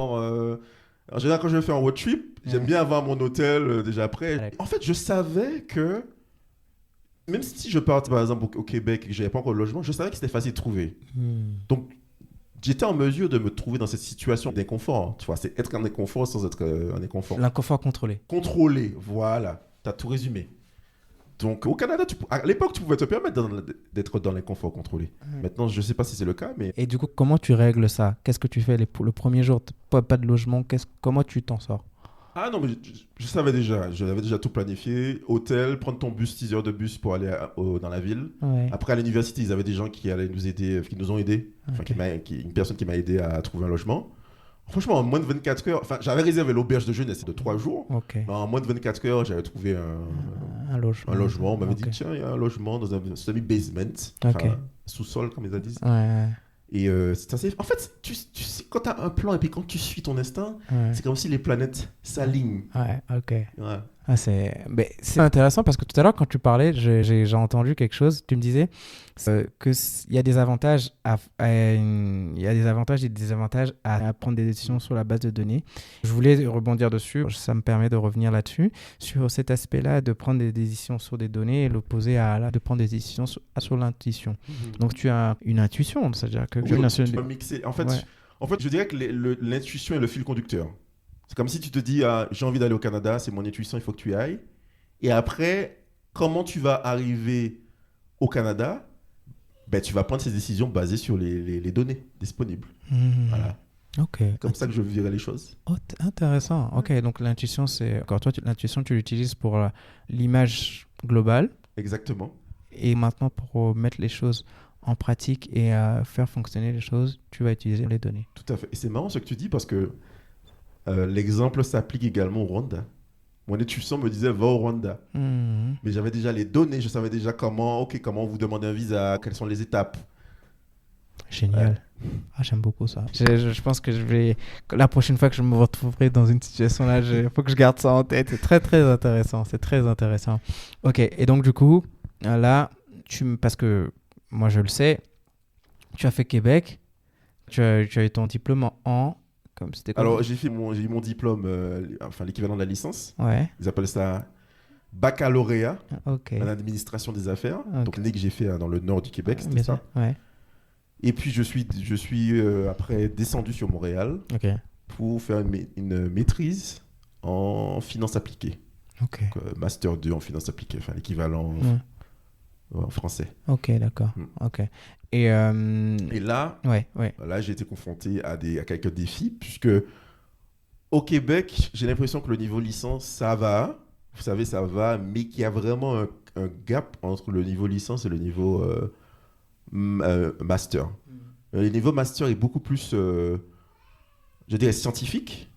En France, vous allez faire le master 2 souvent pro, vous allez vous professionnaliser, être sur le terrain, alors que le master que j'ai fait, c'était beaucoup plus axé scientifique. C'est là que j'ai commencé à rencontrer davantage d'amis qui venaient africains, qui venaient d'universités, qui étaient calés en mathématiques ou qui avaient même déjà des masters 2 de France. Souvent, les gens font ça. Ils vont Afrique, France, Québec.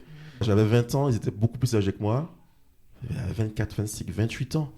J'ai l'impression qu'en 6 mois, j'ai acquis une maturité de 2 ans, 3 ans.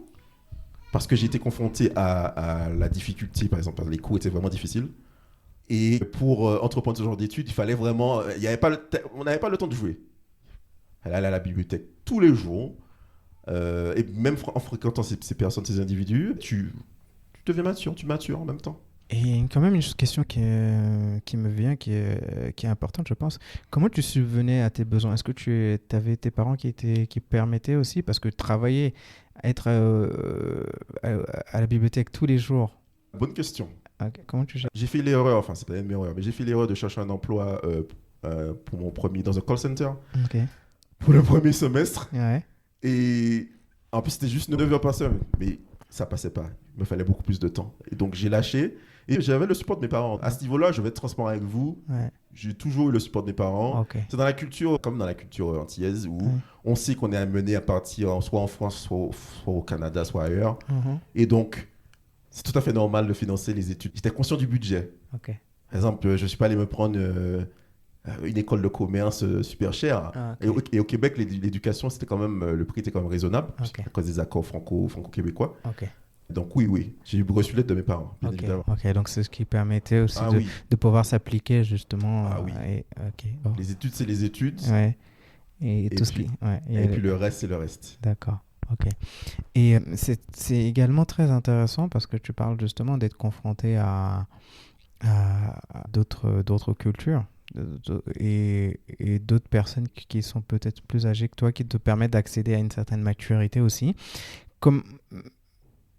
En fait, j'ai une question parce que je trouve que souvent, beaucoup d'Africains, excusez-moi si je fais de généralité, mais souvent les Africains qui viennent étudier, ils vont avoir beaucoup de diplômes, tu vois. Mais après, on se demande comment on pratique ça, quand on le met en pratique. Qu'est-ce que tu en penses? Ces gens-là aujourd'hui, donne-nous peut-être un feedback sur si tu as encore des contacts avec eux, qu'est-ce qu'ils en ont fait, qu'est-ce que ton analyse maintenant que tu es sur le continent? Avec mon plus grand plaisir, tant à dire sur le sujet. Okay. Alors, l'image que j'ai, c'est que vraiment, je pense que c'est l'un des problèmes, peut-être que c'est ma vie, c'est peut-être l'un des problèmes de l'Afrique aussi, de trop miser sur le diplôme, le statut. Il a un PhD, il a 2 PhD, il a 2 doctorats. Alors que le Libanais qui va être revenu, il n'a rien, il a juste le bac. Et souvent, ils avaient le diplôme en France, ils venaient au Canada, peut-être parce qu'ils n'avaient pas pu avoir la carte, comment ça s'appelle encore, la carte de séjour, ou que, soyons honnêtes, il y avait plus de difficultés aussi en France, parce qu'il y a un plafond de verre qui est beaucoup plus bas que le plafond de verre canadien. Ouais. Donc, ils recommençaient leurs études au Canada, enfin leur maîtrise. Mais souvent, l'image que je te dirais, c'est que voilà, il y a souvent cette image où je vais faire mon master et puis je veux travailler à l'ONU, être fonctionnaire international, ou je veux travailler pour la BAD. Mais j'avais jamais de gens, c'était rare d'avoir des gens qui me disaient je vais retourner, mais dans le but d'entreprendre, développer des business, développer des affaires. Peut-être que ça a changé maintenant, mais c'est l'image que j'ai. J'ai l'impression qu'on a cette image où c'est vraiment ok, j'ai mon diplôme, j'ai mon doctorat. Pour le prestige. Ce qui fait qu'au Canada, vous allez avoir plein de personnes, j'ai plein de connaissances qui ont des doctorats et puis ils n'utilisent pas forcément en fait. Ils font des métiers manuels, mais des métiers qui ne sont pas à hauteur de leur qualification. Ouais. Donc encore une fois, ça rejoint ce que tu m'as dit tantôt, où on manque encore un peu d'entrepreneuriat, d'innovation. Ouais. Comment transformer le savoir en concret. Ouais, et en business. Et en solution. Et c'est très intéressant. J'ai participé à un panel dans une université ici au Rwanda. Et le gars disait une chose, il parlait donc c'est une université très technique et qui forme des ingénieurs informatiques et en maths appliquées, sciences appliquées. CMU Africa, Carnegie Mellon University Africa. C'était le directeur de la sécurité sociale, je crois, qui intervenait, il disait que il faut travailler la technique et il faut travailler En fait, il faut avoir l'idée, de résoudre le problème, ensuite parler du problème, le présenter, le vendre, ensuite aussi networker pour que ça se fasse connaître, pour se faire connaître. Et j'ai trouvé ça très intéressant parce qu'il donnait vraiment en fait, surtout ce qu'il disait, c'est qu'il faut être axé solution. Quand tu viens avec la technique, tu réfléchis, tu pense une solution. Mais il dit que non, en fait, vous ne devez pas vous arrêter là. Une fois que vous avez pensé à la solution, vous devez la vendre. Vous pouvez avoir le meilleur produit, si vous ne savez pas le vendre, vous n'irez nulle part. Mais c'est ça, et aussi ça c'est très intéressant parce que c'est Philippe Simo que j'ai écouté. Il avait fait une vidéo. Vous voulez devenir entrepreneur, vous ne savez pas quand, mais ok, les 12 choses que vous devez absolument travailler. Ok, vous ne savez pas encore d'idée d'entrepreneuriat, vous avez d'entreprise. Ok, c'est pas grave. Il y a les 12 choses sur lesquelles vous pouvez déjà commencer à travailler qui vous aideront forcément demain. Et il y a l'épargne, la vente et tout. J'ai trouvé cette vidéo-là on point. Donc, je vous conseille d'aller regarder. Merci pour cette réponse. C'est toujours très intéressant de ce point de vue-là, surtout toi qui as fait de revenir sur le continent. Donc, tu finis tes études. Comment se passent tes premières expériences professionnelles une fois que tu obtiens ton diplôme? Comme tu as dit, tu as maturé en 6 mois, tu as cravaché, tu as obtenu ce diplôme-là. Félicitations. Merci. On le dit pas toujours, mais félicitations. Et ouais, comment ça se passe sur le marché du travail au Québec? Parce que je sais que moi, on en a déjà parlé, donc oui, je sais que tu as eu aussi une expérience à Toronto. Et comment ça se passe? La majorité de mon expérience était. Ah oui, c'est vrai. s'est déroulée à Toronto. Ok. Alors, à la fin de mes études, au Canada, ça rejoint un peu le problème des diplômes. Les Canadiens se préoccupent davantage de l'expérience professionnelle. Donc, quand vous avez un MBA ou un master, zéro expérience, ils vont se dire qu'il y a un problème. Parce que les Canadiens sont habitués à travailler même dès l'âge de 14 ans, 15 ans, 16 ans. Exactement. Il faut rentrer par la petite porte. Il faut se faire son expérience. Donc, j'ai commencé à travailler pour une espèce de coopérative bancaire. Les gens vont reconnaître. Le logo vert, là. Même moi qui ne suis pas canadien, je crois que je sais savoir de quoi tu parles. Ouais. Voilà, j'ai travaillé... Est-ce que ça commence par un D? Oui, ça commence par un D. Et ça finit par un S? Ça finit par un S. Non, franchement, je ne sais pas pour vous dire, je ne sais pas comment je sais ça. C'est le nom de ceux que vous avez en face de votre maison. Ah, ok, d'accord. Ouais. Voilà, ou à l'arrière de la maison. Ça, j'ai commencé là-bas. À la base, j'étais rattaché à une espèce d'agence de placement qui nous plaçait chez cette coopérative. Oui. En tant que juste caissier, recevoir les clients, vous savez, déposer, comment on dit en anglais, teller. Et le soir, évidemment, je cherchais un emploi, je faisais quelques entretiens. Mais à l'époque, le marché du travail au Québec était un peu, c'était un peu compliqué. Ouais. Et le jour de mon 24e anniversaire, 23e anniversaire, je pense, ou 24e, je ne me souviens plus, je fêtais avec mes amis. Et je suis allé me coucher. J'ai eu un super flash, un songe qui m'a dit, entre guillemets, va à Toronto. Et à l'époque, j'avais déjà une amie qui était partie à Toronto. Le songe m'a dit, va. Et je me suis réveillé. J'ai pris la décision de partir à Toronto. Donc ça rejoint. À partir de ce moment-là, j'ai commencé à chercher du boulot à Toronto et les planètes se sont alignées. Quand j'ai appelé mon amie qui était à Toronto, elle m'a dit, ah mais ça tombe bien, tu veux venir à Toronto. J'ai mon coloc qui s'en va, si tu veux, viens.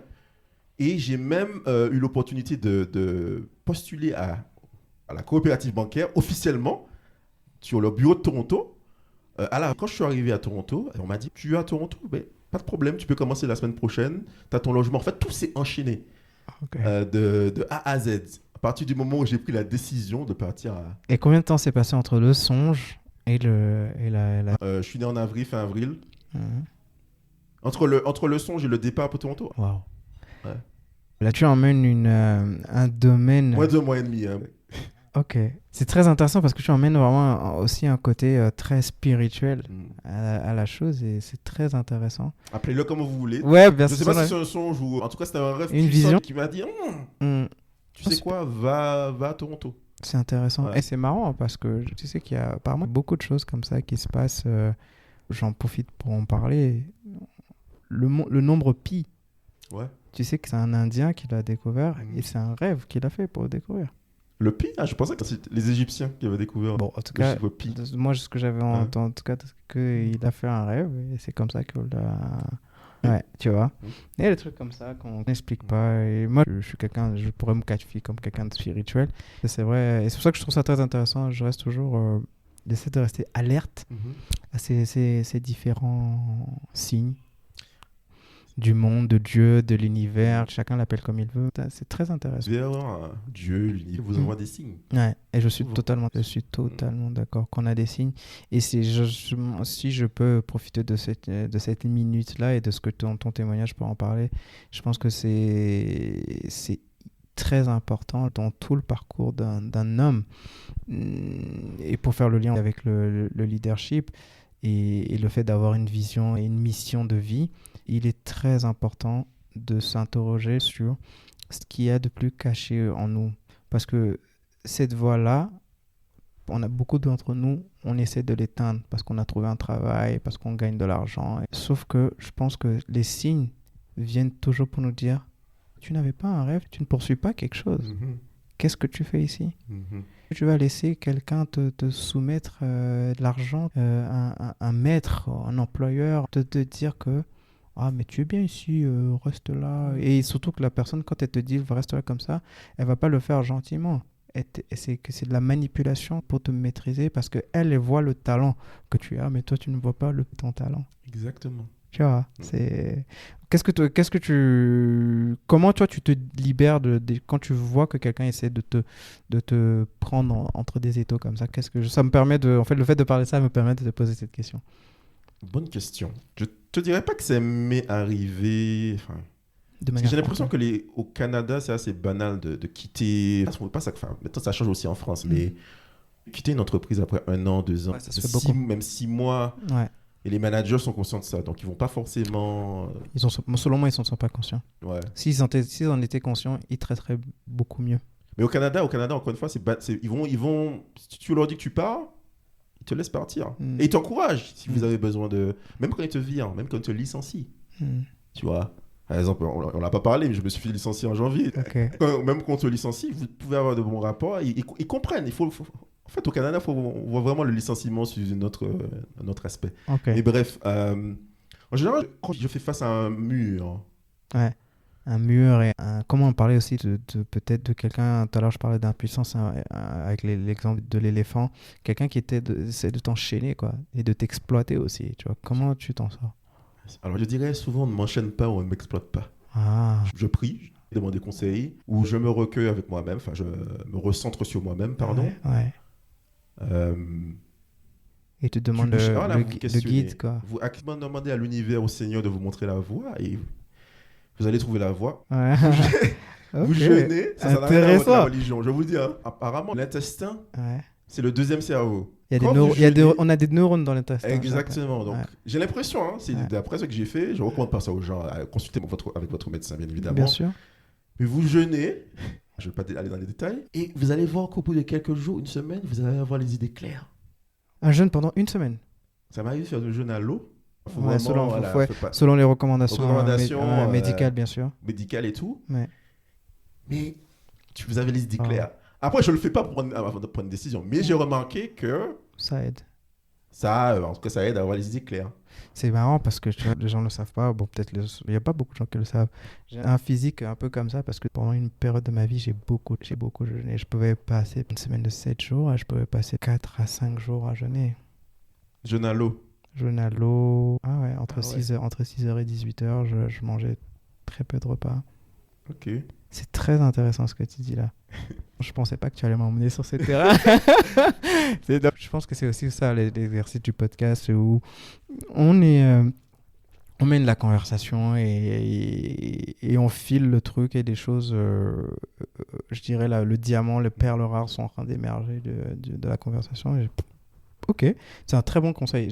Ça me fait penser à un pote qui me dit, lui, et c'est un conseil qu'il aime donner, il s'appelle Aaron Cross.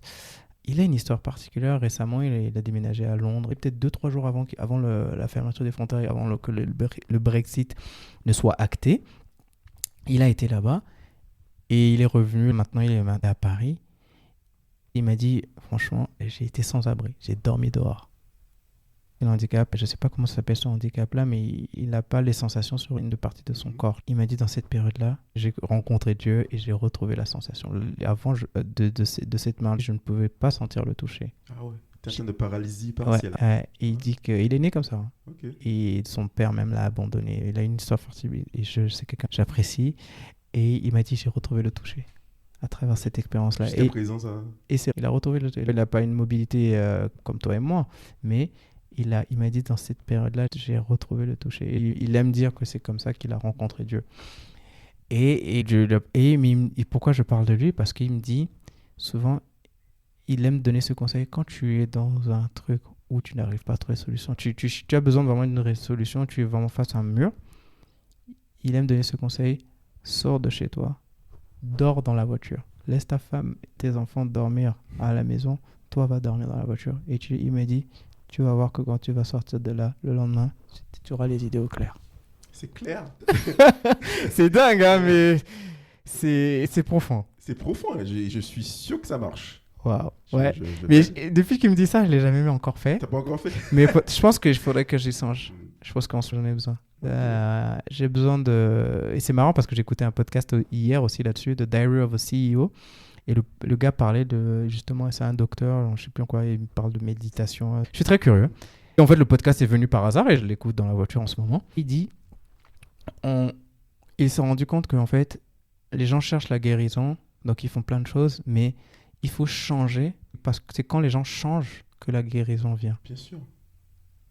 Tu vois, je me fais le lien parce qu'avec cet aspect-là de changer des habitudes, comme tu disais, couper l'alimentation, ce cycle dans lequel nous sommes, savoir pouvoir même intentionnellement dire stop. Exactement. Faire le vide autour de soi. C'est ça qu'on parle de méditation et compagnie. Parce qu'on est toujours entouré de bruit, on a toujours des écouteurs. Enfin, moi, le premier, des écouteurs. Non, des fois, moi, j'adore le silence. Le silence. Honnêtement, je peux rester dans un silence pendant une semaine, des semaines. Bon, ma femme, elle est très bavarde, donc c'est difficile. Ok, et donc du coup, tu parlais de ton expérience au Québec et à Toronto. Comment tu la qualifierais, l'expérience professionnelle, ton expérience professionnelle? Toronto. Moi, j'ai adoré mon expérience professionnelle, ma vie de jeune professionnel. Vous savez, bouger dans une nouvelle ville, vous commencez à networker. Parce qu'à Montréal, Montréal, c'est bien pour les études, mais je sais pas, je me retrouvais pas. Donc, quand je suis arrivé à Toronto... Les sorties, l'été, les rencontres, le côté, voilà, tu network. J'ai adoré cet aspect où tu sais, vous êtes jeune, vous êtes beau et jeune, et tout le monde cherche à monter, monter les échelles. Le premier défi, c'était au niveau de la langue, puisque je comprenais l'anglais, mais pas suffisamment en fait. Vous avez besoin de certains niveaux aussi pour pouvoir vocabulaire. J'avais déjà le vocabulaire, mais c'est juste s'habituer à avoir, parce que vous pouvez parler anglais, mais avoir une carrière, s'adresser à ses collègues toute la journée en anglais, ça demande des efforts. Les premières semaines, le cerveau chauffait. Donc, c'était cet aspect-là où quand votre boss vous demande de faire et que vous avez compris sans vraiment comprendre et que vous allez sur Urban Dictionary, qu'est-ce qu'il a voulu dire? Mais franchement, ça s'est super bien passé. Et les anglophones, je trouve que ça, c'est l'avantage des anglophones par rapport aux francophones, notamment au Canada, c'est que vous pouvez baragouiner de l'anglais, ils vont vous laisser votre chance. Ils vont se concentrer sur le résultat final. Voilà. Ils n'ont pas vraiment ce rapport que les francophones ont avec la langue. Tu as dit un voiture à la place d'une voiture, ça veut dire que tu ne seras pas rédigé des rapports. Mon Dieu, je ne sais pas si tu seras capable de faire le travail. Alors que les anglophones, très rationnels. La langue, c'est un outil de communication, that's it. Pas de culture derrière la langue. Que les francophones ont avec la langue. Oui, bien sûr, c'est vrai. Non, mais c'est vrai que je l'entends et je le fais souvent. Moi-même, je le fais souvent et je fais l'analyse souvent. J'essaie de faire l'analyse pour voir comment... Parce que je parle anglais et j'essaie de voir comment je me comporte quand je suis en anglais et comment je me comporte quand je suis en français. Et c'est vrai que tu constates des nuances et des différences. Il y a une grosse différence. D'ailleurs, je drague plus facilement en anglais qu'en français. Ça, on coupera ça pour pas que ta femme voit ça. D'ailleurs, elle est anglophone. Donc là, ça a mieux fonctionné. En fait, j'ai l'impression que quand vous utilisez votre langue maternelle, c'est le langage du cœur, entre guillemets, du cerveau. La partie émotionnelle, alors que l'anglais... Est-ce que c'est le reptilien ou c'est le... reptilien, est-ce que c'est... En plus, le livre est là, l'intelligence émotionnelle, j'ai commencé, il faut que je vraiment, c'est un aspect de moi que je veux maîtriser plus le cerveau, parce que c'est dingue. Ah oui, c'est dingue. C'est dingue. Et en plus, c'est marrant parce qu'en plus, tout à l'heure, tu parlais d'intestin et aussi, tu vois, de faire le lien entre justement notre second cerveau. Non, il y a trop de choses intéressantes à voir et à comprendre. Non, pour moi, réussir dans le monde, c'est se connaître. 100%. C'est se connaître. Et naviguer en nouvel environnement, avec une nouvelle langue, vous allez en apprendre sur vous. Ouais, intéressant. Ok. Et du coup, Donc ça, c'est comme ça. Donc tu aimes le dynamisme, tout ça. Et qu'est-ce que... Bon, tu as parlé tout à l'heure de licenciement. Comment tu En l'as... janvier, je l'ai bien vécu. Tu le voyais venir? Je le voyais, pas forcément que je le voyais venir, mais je savais qu'au Canada, aux États-Unis, il faut le voir venir tout le temps. Ouais. C'est une pas encore... éventualité. Pas presque pour réussir à te virer. En France, on te vire pas comme On ça. te vire c'est pas. difficile. Mais même Ouais. au Canada, franchement, même au Canada, je pense que c'est à mi-chemin entre la France et les États-Unis. Ouais. On va te virer comme ça du jour au lendemain. Et changement stratégique, plan social. Ok. Mais je le sens, vous savez, je sentais déjà qu'il y avait un changement dans l'attitude ou du niveau stratégique. Et je savais que c'était le moment de partir, il fallait que je parte. Que souvent, les compagnies, comme on l'avait dit, on a eu cette conversation en antenne, mais, les compagnies, souvent, elles vont après 3-4 ans, on a besoin de 100 frais, donc allez, on supprime. Brap. Ok. C'est très C'est pragmatique. américain. Ouais, c'est très pragmatique. Le changement est bon. Ouais. Et donc, je le sentais. Et honnêtement, je l'ai attendu comme une libération, une délivrance. Voilà, ça, c'est le mot. Parce que le marché du travail était compliqué. Et j'avais pas vraiment... Vous savez, quand vous êtes confortable dans votre travail, vous avez les vacances illimitées, vous êtes bien, vous connaissez, vous maîtrisez. Vous voulez quitter, mais je savais qu'il me fallait cette délivrance. Ok. Et donc, quand on m'a annoncé la nouvelle, je me suis dit, ah, Tu l'as vu comme un signe. ouais, je me suis dit, parfait. Une semaine après que j'ai réservé mes billets d'avion pour retourner au Rwanda. Wow. Voilà. Parce que pour la petite anecdote, je suis allé au Rwanda, au Kenya, au Rwanda en septembre. Ouais. Et j'ai voulu 2024, 2024. Et j'étais tellement attiré par l'Afrique, de manière générale. Donc, je me suis dit, il faut que j'y retourne. Et j'avais pris mes billets. Et une semaine après, on m'a annoncé la nouvelle. Et donc, Je me suis dit, tiens, au lieu de partir 2 semaines, eh ben, tu sais quoi, tu vas partir 1 mois. Donc, et voilà, j'ai eu une bonne indemnité aussi. C'était très important pour moi. Je me suis dit, tu vas pouvoir t'adonner, essayer de retomber sur tes 2 pieds. Ok. Et quel métier que tu exerçais exactement à cette J'étais époque? compliqué à expliquer, Ouais. donc je ne vais pas perdre les gens, mais on va dire que j'étais analyste financier. Analyste. Ok, d'accord. Voilà. Ok. Dans le domaine bancaire? Dans une entreprise, il y a une espèce de fintech qui faisait des solutions pour les conseillers financiers. Je travaillais dans le développement de l'outil, dans les calculs, c'était un métier assez diversifié, Ok. avec les données, beaucoup de données. Ok, ça marche. Intéressant, mais c'est super intéressant. Je me pose la question sur comment... Il faut absolument que je te pose la question. On se rend compte qu'il y a de plus en plus de gens de la diaspora, d'afro-descendants qui rentrent vivre sur le continent. Et on constate de la diaspora africaine, des gens comme moi qui sont nés sur le continent, mais on constate également des gens comme toi, des afro-descendants qui reviennent aussi. Comment toi tu l'expliques? Quelle est ton analyse? Quelles sont aussi tes motivations justement pour ne pas dire que malgré ton attachement à la Martinique, c'était pas vers la Martinique que tu retournes, mais si tu as eu une envie de retourner sur le continent Alors, si africain. tu m'avais annoncé que je serais au Rwanda en 2025, Ouais. l'année passée, je t'aurais dit, ah bon, Ah je ouais. ne m'attendais pas du tout à... Ouais. Il faut partir de la genèse. Tu as parlé de challenge en Ouais, introduction, je- hein, tu vois? La genèse, c'est que initialement, je parlais beaucoup de l'Afrique. Et ma femme m'a dit, tu parles beaucoup de l'Afrique, mais en fait, n'y jamais allé. Et elle a réservé un billet d'avion pour le Kenya. 3 semaines. Et je lui ai dit, non, je ne vais pas passer 3 semaines au Kenya. Donc, allons visiter les pays aux alentours, quoi, le Rwanda, la Zanzibar. Et je me suis dit, bon, ok, je vais aller en Afrique. Ça va être bien, ça va être le fun, comme on dit au Québec. Mais je reste martiniquais. Donc, et puis en plus, le Kenya, c'est l'Afrique de l'Est. Nous, les Antillais, on est plus connectés avec l'Afrique de l'Ouest. Voilà, en arrivant, je me suis dit, je savais déjà comment c'était. Je n'avais pas de cliché en bas, oh, l'Afrique, il y a des bâtiments. Je savais que c'est quand même, il y avait un semblant d'organisation. Mais je ne pensais pas que j'allais me sentir autant chez moi, tu vois. C'est pas chez moi, mais je pensais pas que j'allais faire le lien, la connexion. It feels like home. Exactement. C'est comme à la maison. C'est comme à la maison, que ce soit au Kenya ou même au Kenya, tu vois, au Kenya ou à Zanzibar, enfin des Zanzibars. Moi, je qualifie les Zanzibaris d'Antillais musulmans. Pour moi, ce sont des Antillais. Wow. La façon d'être, même l'histoire. Ils ont un rapport avec l'esclavage, on a le Bien même sûr. rapport. Ouais, bien sûr. Euh, Très intéressant d'ailleurs. Très intéressant. Ouais, je sais pas si les gens. Moi, j'ai creusé de ce côté-là aussi. Et même au Rwanda, où c'est un pays qui a été colonisé très, très, très tardivement aussi, où tu peux te dire que, en fait, j'aurais pu me dire, les gens vont me faire sentir que c'est pas vraiment chez moi, ou je suis noir, mais bon, c'est pas chez moi, quoi. Mais tu le ressens pas, en fait. Tu ressens que non, si tu veux vivre ici, Du moment que tu respectes les règles, tu t'accommodes, Ouais. tu es le bienvenu, en fait. D'accord. Tu as cette hospitalité. Ouais. Après, peut-être que l'hospitalité africaine s'applique à tout le monde. Hein. Peut-être que les Ouais. Chinois... Je vois plein de Chinois ici, donc peut-être que c'est les Chinois Ouais, africaines. ouais, Je ouais, rigole. ouais, Mais, ouais. Non, c'est intéressant que tu dises. Est-ce que c'est une hospitalité? Oui, je pense que c'est une hospitalité qui se prête à tout le monde.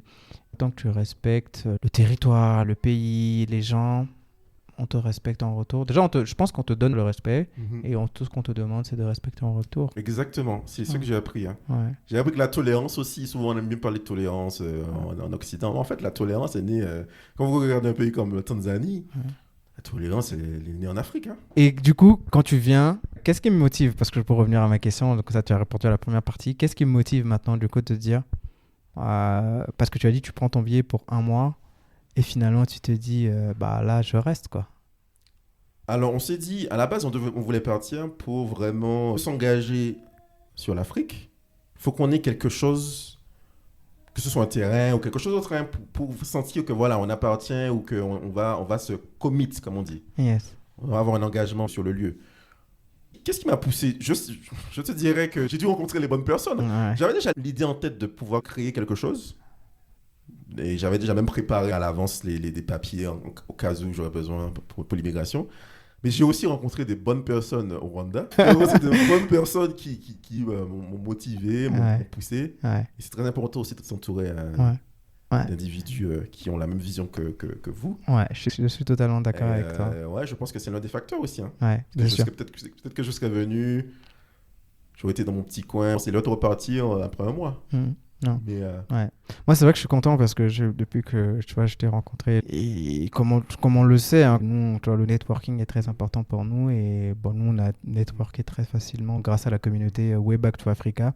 D'ailleurs, je salue et je rappelle que j'ai interviewé Messan, épisode 17, juste avant celui-là, qui est le président et fondateur de Way Back to Africa, qui nous a permis de nous connaître, dont nous sommes tous les deux membres. Exactement.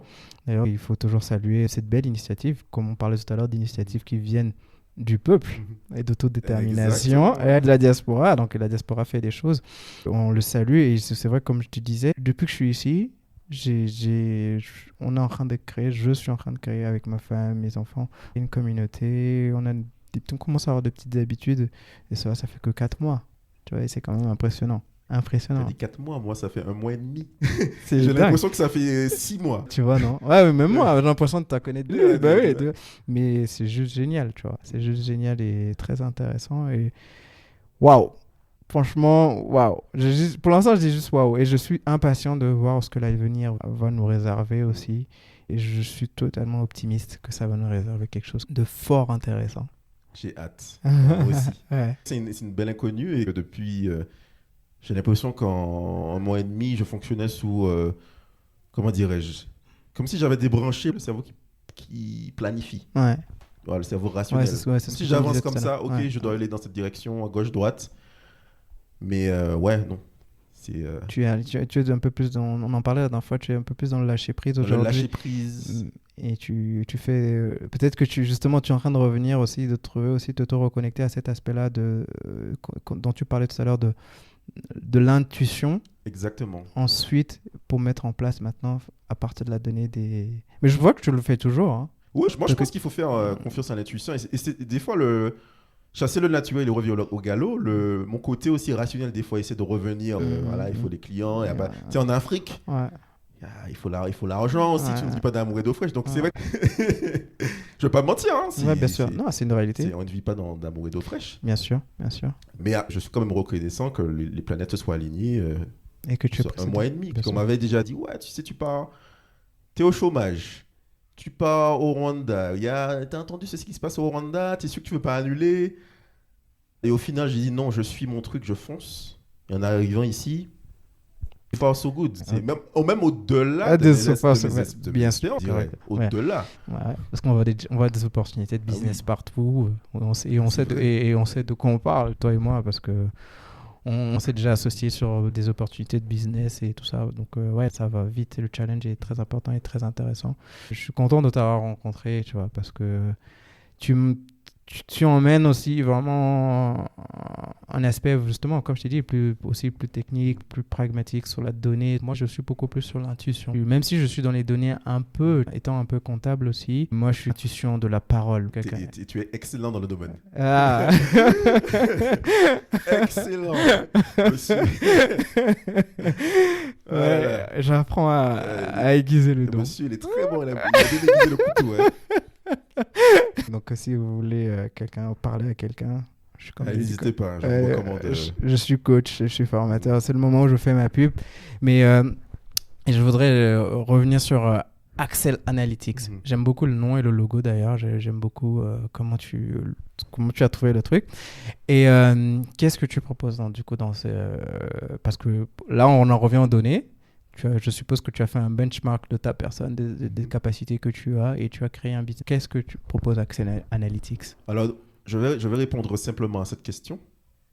On va vous prendre de 0 à hero.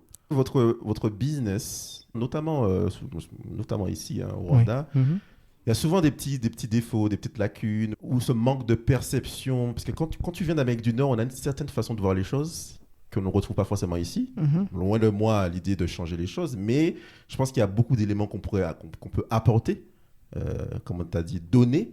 Votre business, on va l'analyser de A à Z et on va vous fournir des solutions pour vous développer. Et évidemment, ce seront des solutions basées sur les données. On va pas se baser que sur l'intuition, on va se baser sur les données que vous avez à votre portée. Parce que bien souvent, les compagnies ont des centaines de données, mais elles ne savent pas les exploiter. Donc, on va utiliser ça et fournir des solutions pour vous développer.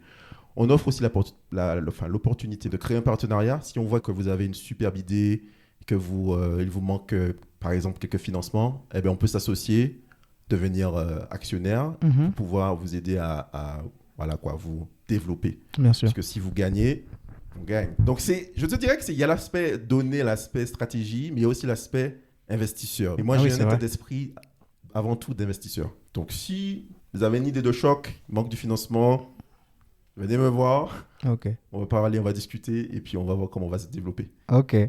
Ça me suscite quand même une question. Oui. Pour revenir à l'aspect économie. Comment, étant donné qu'on sait que les économies africaines sont beaucoup basées sur l'informel, comment tu arrives à produire de la donnée, de la data à une entreprise et faire face à cet informel?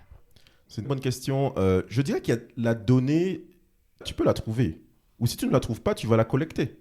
Tu vas demander à ton partenaire écoute, voici comment tu travailles, voici le cycle. Est-ce que tu peux, par exemple, j'ai créé ce fichier pour toi ou ce formulaire. Est-ce que tu peux me remplir les informations? Vous allez trouver un moyen de collecter les données.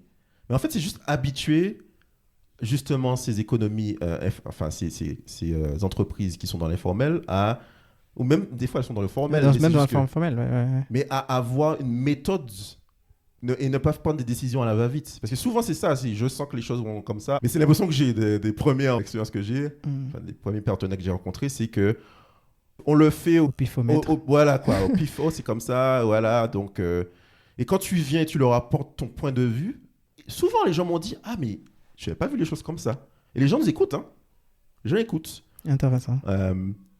Donc, c'est un challenge. Je dois t'avouer que c'est un challenge. Et chaque entreprise est différente. Mais ce sera un défi pour nous avec grand plaisir. Ok. En tout cas, je te souhaite tout le succès parce que moi, je crois vraiment pour t'avoir vu bosser, pour voir ton approche et je pense qu'il y a matière à faire. Je vois que tu es un bosseur déjà. Tu es généreux, tu as envie, tu te proposes. Et c'est surtout cet aspect-là. Je le vois vraiment en toi, c'est marrant parce que je le vois cet aspect-là de collecter. Tu vas toujours au-devant de l'information. C'est là aussi je fais le lien avec le rêve que tu disais tout à l'heure, tu voulais devenir journaliste. Tu es un investigateur aussi un peu. Tu sais, on pourrait penser, hein. Les gens, des fois, ils me disent, ils connaissent un peu trop de choses. Ouais, c'est très... Je pense que c'est une force parce que tu es curieux. Il faut être curieux. Non, mais je suis totalement d'accord. Il faut être... Vous savez, quand vous vous intéressez aux gens, ils s'intéressent à vous.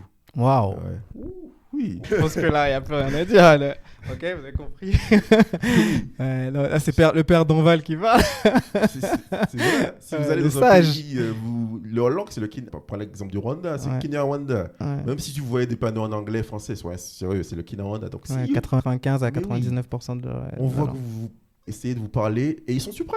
Ils sont contents. Ouais, c'est vrai qu'ils sont contents. Moi, je le vois. Hein. Ouais. Il y a un sourire, moi, je le vois avec les employés, les personnes que je rencontre, les techniciens, ou même le taxi moto. Il entend un petit, ne sait ce que vous dites, merci. Mais dans un restaurant, vous allez vous dites merci. Exactement. Murakoze. Et ils regardent avec un sourire et vous reçoivent autrement. Oui, on passe d'un sourire, d'un visage, comment dire, un visage marré à un sourire. Ouais. Et tu sais, je peux les comprendre parce que tu sais, pour avoir vécu pour être francophone, des fois, quand tu vis à Montréal, il y a aussi cette dualité anglais-français. Ouais. Et les Québécois peuvent, tu sais, le service qu'ils vont te donner va dépendre de la langue laquelle tu vas utiliser. Okay. Je disais souvent à ma femme, quand tu vas là-bas, même si tu parles pas français, tu dis bonjour. Tu dis bonjour. Tu essaies de commencer en français et tu auras un meilleur service. Parce que même moi, je l'aurais fait. Tu viens me parler en anglais directement, alors je suis en Martinique, tu veux me parler directement en anglais, ben je te dis ok, voilà, c'est là. Alors que si tu viens, tu t'adresses dans ma langue, peut-être que ça va être un peu bizarre, mais ben je vais faire l'effort. Parce que la langue, c'est le langage du cœur. Quand tu dis à quelqu'un Murakoze dans sa langue maternelle, ça lui le touche plus que dire thank you. Ouais, bien sûr. Ok, là, je pense qu'on filait une bonne 2 heures d'interview. Ah ouais, déjà? Ouais. On va aller sur les questions. Ouais, non, c'était très intéressant. J'espère que ça allait pour nos éditeurs et nos spectateurs aussi. La première question, pour la question de la fin, c'est... Je la pose pas souvent, mais quel est du coup, selon toi, ton plus gros échec? Bonne question. Mon plus gros échec, c'est marrant parce que je ne vois pas le... Peut-être que sur le coup... Ou sinon, dans ce cas-là, parce que Nelson Mandela dit un truc, excuse-moi de se couper, Nelson Mandela, on lui prête souvent cette phrase, et c'est lui qui l'a dit, soit j'apprends, soit je n'échoue jamais. Soit j'apprends, soit j'apprends. En fait. Ouais, il n'échoue pas. En tout cas, c'est ça l'idée. Donc, ok, si tu n'échoues pas, dans ce cas-là, quelles sont la plus grande leçon dans ce cas-là que tu as eu? Parce que forcément, elle vient d'une chose que tu as essayé, que tu n'as pas réussi à faire. Joker, hein. Franchement, je vais essayer de répondre à la question. Mais... Parce que, tu sais, même si tu peux ressentir l'échec à un moment donné, quand tu analyses ta situation avec du recul, tu te rends compte que, ah non, tu étais obligé de passer par là pour arriver à ta situation actuelle. Bien sûr. C'est pour ça que j'ai du mal à qualifier d'un échec, en fait. J'ai eu des échecs, des petits échecs. Oh, tu dois abandonner un cours, mais c'est minime, quoi. C'est pas un échec de vie. D'envergure, d'envergure, pardon. D'envergure. Ouais. C'est pour ça que j'ai ça peut être échec financier, même échec... échec, parce que tu lui accordes l'adjectif que tu veux. Moi, j'aurais dit l'échec, c'est pas vraiment un échec, mais j'aurais dit peut-être que c'est au niveau de la bourse. Ouais. Souvent, vous avez un plan dans la tête, mais vous prenez des décisions basées sur l'émotion et vous ne respectez pas vos plans et vous ratez l'opportunité de faire pas mal d'argent. Okay. Donc, je dirais l'échec que j'aurais eu, ce serait à ce niveau-là, D'accord. où si vraiment j'avais la discipline, mais en même temps, pour avoir la discipline, il faut que tu prennes tes claques. Ouais. Non, mais je pense que tu as répondu à la question. Ouais. Mais c'est vrai qu'on n'en a pas beaucoup parlé de cet aspect-là, bourse aussi, très bourse et trading. Donc, j'aurais pas eu la maturité pour gérer tout ça, en fait. Ouais. Qu'à l'époque, en fait, pour la raison pour laquelle j'étais un peu indiscipliné, entre guillemets, c'est parce que je n'avais pas la maturité. Enfin, j'ai eu toujours une bonne maturité, mais pas la maturité. Pour cette chose-là. Ok. Donc, jusqu'à ce niveau-là, ah oui, l'échec, j'aurais pu acheter une maison au Canada, vu le prix de l'immobilier au Canada maintenant, peut-être que j'aurais dû investir dans l'immobilier un peu plus tôt, tu vois. Ouais, ok, à ce niveau-là. Mais au niveau personnel... Non, je pense que tu as répondu. Ok, la question est en deux pendants. En réécoutant les épisodes précédents, j'essaie de mieux la formuler. La question est en deux pendants et je vais les répondre en deux parties. La première partie de la question, c'est s'il y a 2 personnes qui ont le plus marqué ton parcours, que ce soit des personnes vivantes ou décédées, donc c'est-à-dire qu'elles ont impacté ton parcours de vie à travers des livres, à travers une interaction réelle ou pas. Donc c'est ça qui tu pourrais me citer. Des personnes qui ont impacté ma vie. Ouais, qui ont impacté ton parcours. C'est difficile parce que ce serait faire honneur à tout le monde. Et souvent, vous avez des personnes qui vous ont impacté à l'instant T.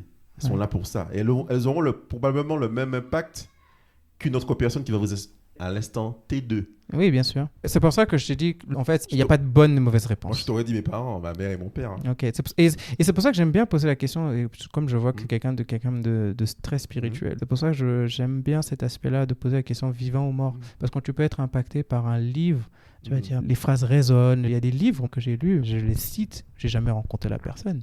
Mais quand tu lis la personne, je me dis, mais c'est dingue, ça me parle, ça me touche. C'est ça la profondeur de ma question. En fait. Alors moi, je dirais honneur à mes parents parce que les discussions que j'ai, les conversations que j'ai eues, que ce soit avec ma mère et mon père, m'ont impacté, ont beaucoup influencé ma vie. Donc, je leur donne les crédits. Après, en troisième, qu'est-ce que je peux mettre? Alors, au niveau d'un livre, je suis plus dans la lecture politique.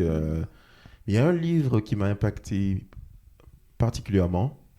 Notamment au niveau de la compréhension de ma vie amoureuse, sentimentale. Il s'appelle... j'ai oublié le nom, mais ça s'appelle « Dis-moi qui tu es, je te dirai qui tu aimes ». Et c'est un livre qui explique les styles d'attachement. Parce que bien souvent, dans les relations... On va parler de relations amoureuses. Vous avez deux types d'individus. Les individus sécures et les individus insécures. Et parmi les individus insécures, vous avez les personnes évitantes. Vous avez les personnes anxieuses. Tout cela, tout ce jargon-là que je viens d'employer, c'est déterminé pendant l'enfance. Donc, votre relation amoureuse, enfin, les difficultés que vous pouvez avoir durant votre relation amoureuse dépendent de votre enfance. Et ce livre-là m'a beaucoup permis de comprendre comment fonctionnait... vous savez, quand si vous rencontrez des gens, des femmes qui vous disent, enfin, des femmes ou des hommes, je tombe que sur des connards. Toujours le même pattern. Ce livre-là vous permet de vous rendre compte pourquoi vous faites ces choix. Et dans quel cycle Parce que vous êtes insécure et vous rencontrez une personne insécure, anxieux avec évitant. Et ça, j'ai écouté, et je remercie mon amie qui m'a recommandé ce livre. Elle s'appelle Anne d'ailleurs, parce qu'elle va se reconnaître. C'est une très bonne amie que je connais depuis 13 ans maintenant, qui comprend la psychologie et qui m'en a parlé. Et ce livre-là a changé ma compréhension des choses. Et je suis même devenu un avocat. Même eu tendance à en parler à mes amis, à ma famille. Ok, tu devrais lire ce livre parce que je sens que tu as des problèmes. Ok, intéressant.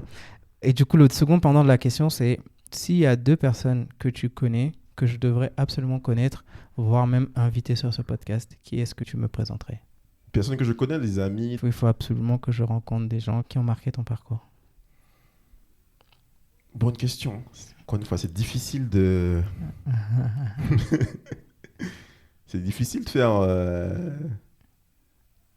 C'est difficile, hein, de trouver mon parcours là en 10 ans, là, une personne que tu devrais... Oh. Alors là, je botte en touche. Tu bottes en touche? Je botte en touche, quoi. On a parlé de ton passage en Martinique, en France, en Normandie. Mais même c'est difficile parce qu'encore une fois, il y a plein de personnes qui ont marqué mon parcours, en fait. Je me suis construit... Oui, tu t'es construit avec toutes ces personnes-là. Il y en a une personne, t'inquiète pas, personne ne sera offensé. Du coup, mais il y en a quand même... Tu vois, quand tu regardes, comme tu parlais tout à l'heure, là, je pense à une personne que tu viens de citer. Tu as cité Anne, qui a été recommandée. Moi, j'aurais pu la citer. Elle parle parce que l'aspect psychologie chez l'homme, chez l'être humain, est très important. Donc, tu vois, moi, je pense à elle. Tu aurais pu... Je vais citer deux femmes, Anne et Angèle. Ouais. Ok, pourquoi? Angèle, c'est une amie que j'ai rencontrée à l'université. Quand je viens d'arriver, j'avais juste 20 ans, 21 ans, et elle était plus âgée que moi. Elle a marqué ma vie tu sais, dans sa façon de voir les choses. C'est quelqu'un qui avait déjà vécu en Afrique aussi, d'origine congolaise, française. Bon, si elle se voit... Et juste sa manière de voir les choses, quelqu'un qui... comment on dit, la vie n'est pas linéaire, mais c'est quelqu'un qui peut vouloir faire quelque chose pendant 1 an, 2 ans, 3 ans, et puis au bout de 3 ans, elle va changer de voie. Et encore changer de voie, tu vois. Elle ne va pas s'enfermer dans un domaine en particulier. Et je dirais que c'est une personne très inspirante. Qui a... je la qualifie de grande sœur. Intéressant. Et là, on leur passe le bonjour. Et puis Anne, évidemment, Anne aussi. Qui est une amie. J'ai rencontré les deux quasiment au même moment. Hein. Ok, ça marche. Bon, est-ce que je te pose quand même la question parce que tu as cité un livre tout à l'heure? Donc, est-ce qu'on reste sur ce livre-là ou tu veux nous donner peut-être encore un autre livre? Le livre ou on peut rester sur ce livre. On reste, livres, Du coup, je rappelle le titre que tu as dit. Dis-moi qui tu es, je te dirai qui tu aimes. Ouais, je pense que l'auteur, est-ce que c'est Pascal Pistorius, quelque chose du genre? En tout cas, le livre, vous pouvez l'écouter gratuitement sur Spotify, même sur YouTube, je crois. Ok. Après avoir écouté cet épisode Évidemment. sur Spotify. Évidemment. J'ai constaté qu'il y a certains pays, dans le Rwanda et le Togo, certains pays africains où les épisodes ne sont pas toujours disponibles. Donc, n'hésitez pas à aller écouter sur YouTube ou à aller sur le lien Linktree où je mets tous les liens disponibles, tester les différents liens pour pouvoir écouter les épisodes. Donc, Pascal Pistorius, dis-moi qui tu es, je te dirai qui tu aimes. Ouais, confirmé pour le nom, mais c'est quelque chose... Non, vous allez trouver, c'est sûr. C'est un Québécois. Ok. Du coup, l'autre, ouais, je pense que je t'ai posé toutes les questions. Et je pense que la dernière question, c'est du coup, si on veut prendre contact avec toi, comment on le fait? Alors, si vous voulez prendre contact avec moi, vous pouvez me donner mon email. LinkedIn. Mon LinkedIn. Envoyez-moi un petit message sur LinkedIn. Axel. Vous m'envoyez un message à axel.donval@axelanalytics.com. Ok. Vous allez me trouver. Facebook aussi, Axel Donval, vous pouvez me trouver. Et j'encourage les gens parce que en préparation de cet épisode, on m'a dit que Axel est quelqu'un de très généreux. Il prend toujours le temps de discuter avec les gens, qu'ils connaissent les gens depuis des années ou depuis peu. Il paraît que tu es très avenant, très ouvert, et je le confirme. Hein. En tout cas, n'hésitez pas. Si cet épisode vous a plu, faites l'exercice, écrivez-lui, parlez-lui. N'ayez pas peur de lui. Vous souhaitez discuter l'expérience du Canada, de la Martinique, de la bourse, Axel Analytics, du Rwanda. Honnêtement. Et du business. Si vous êtes intéressé par les services qu'ils proposent. Exactement. Merci beaucoup, Axel. Pour cet exercice, peut-être prêté à cet exercice. Merci, c'est une première. Mais c'est pas la dernière, je sais. Le père d'Enval et le journaliste. L'investigateur que tu es n'en est pas son coup d'essai. Allez, merci beaucoup. À très vite. Merci, à bientôt. Ciao. Te voilà arrivé au bout de cet épisode. Merci d'avoir pris le temps de l'écouter intégralement. Si celui-ci t'a plu, n'hésite pas à en parler autour de toi et prends le temps de donner un bon avis sur ta plateforme d'écoute habituelle, surtout Apple Podcast. Pense également à t'abonner pour ne rater aucun nouvel épisode. Tu peux retrouver Ami Parcours sur Instagram, Facebook ou par email. Prends le temps de m'écrire et je me ferai un plaisir d'échanger avec toi. Et surtout, à très vite pour découvrir le prochain parcours.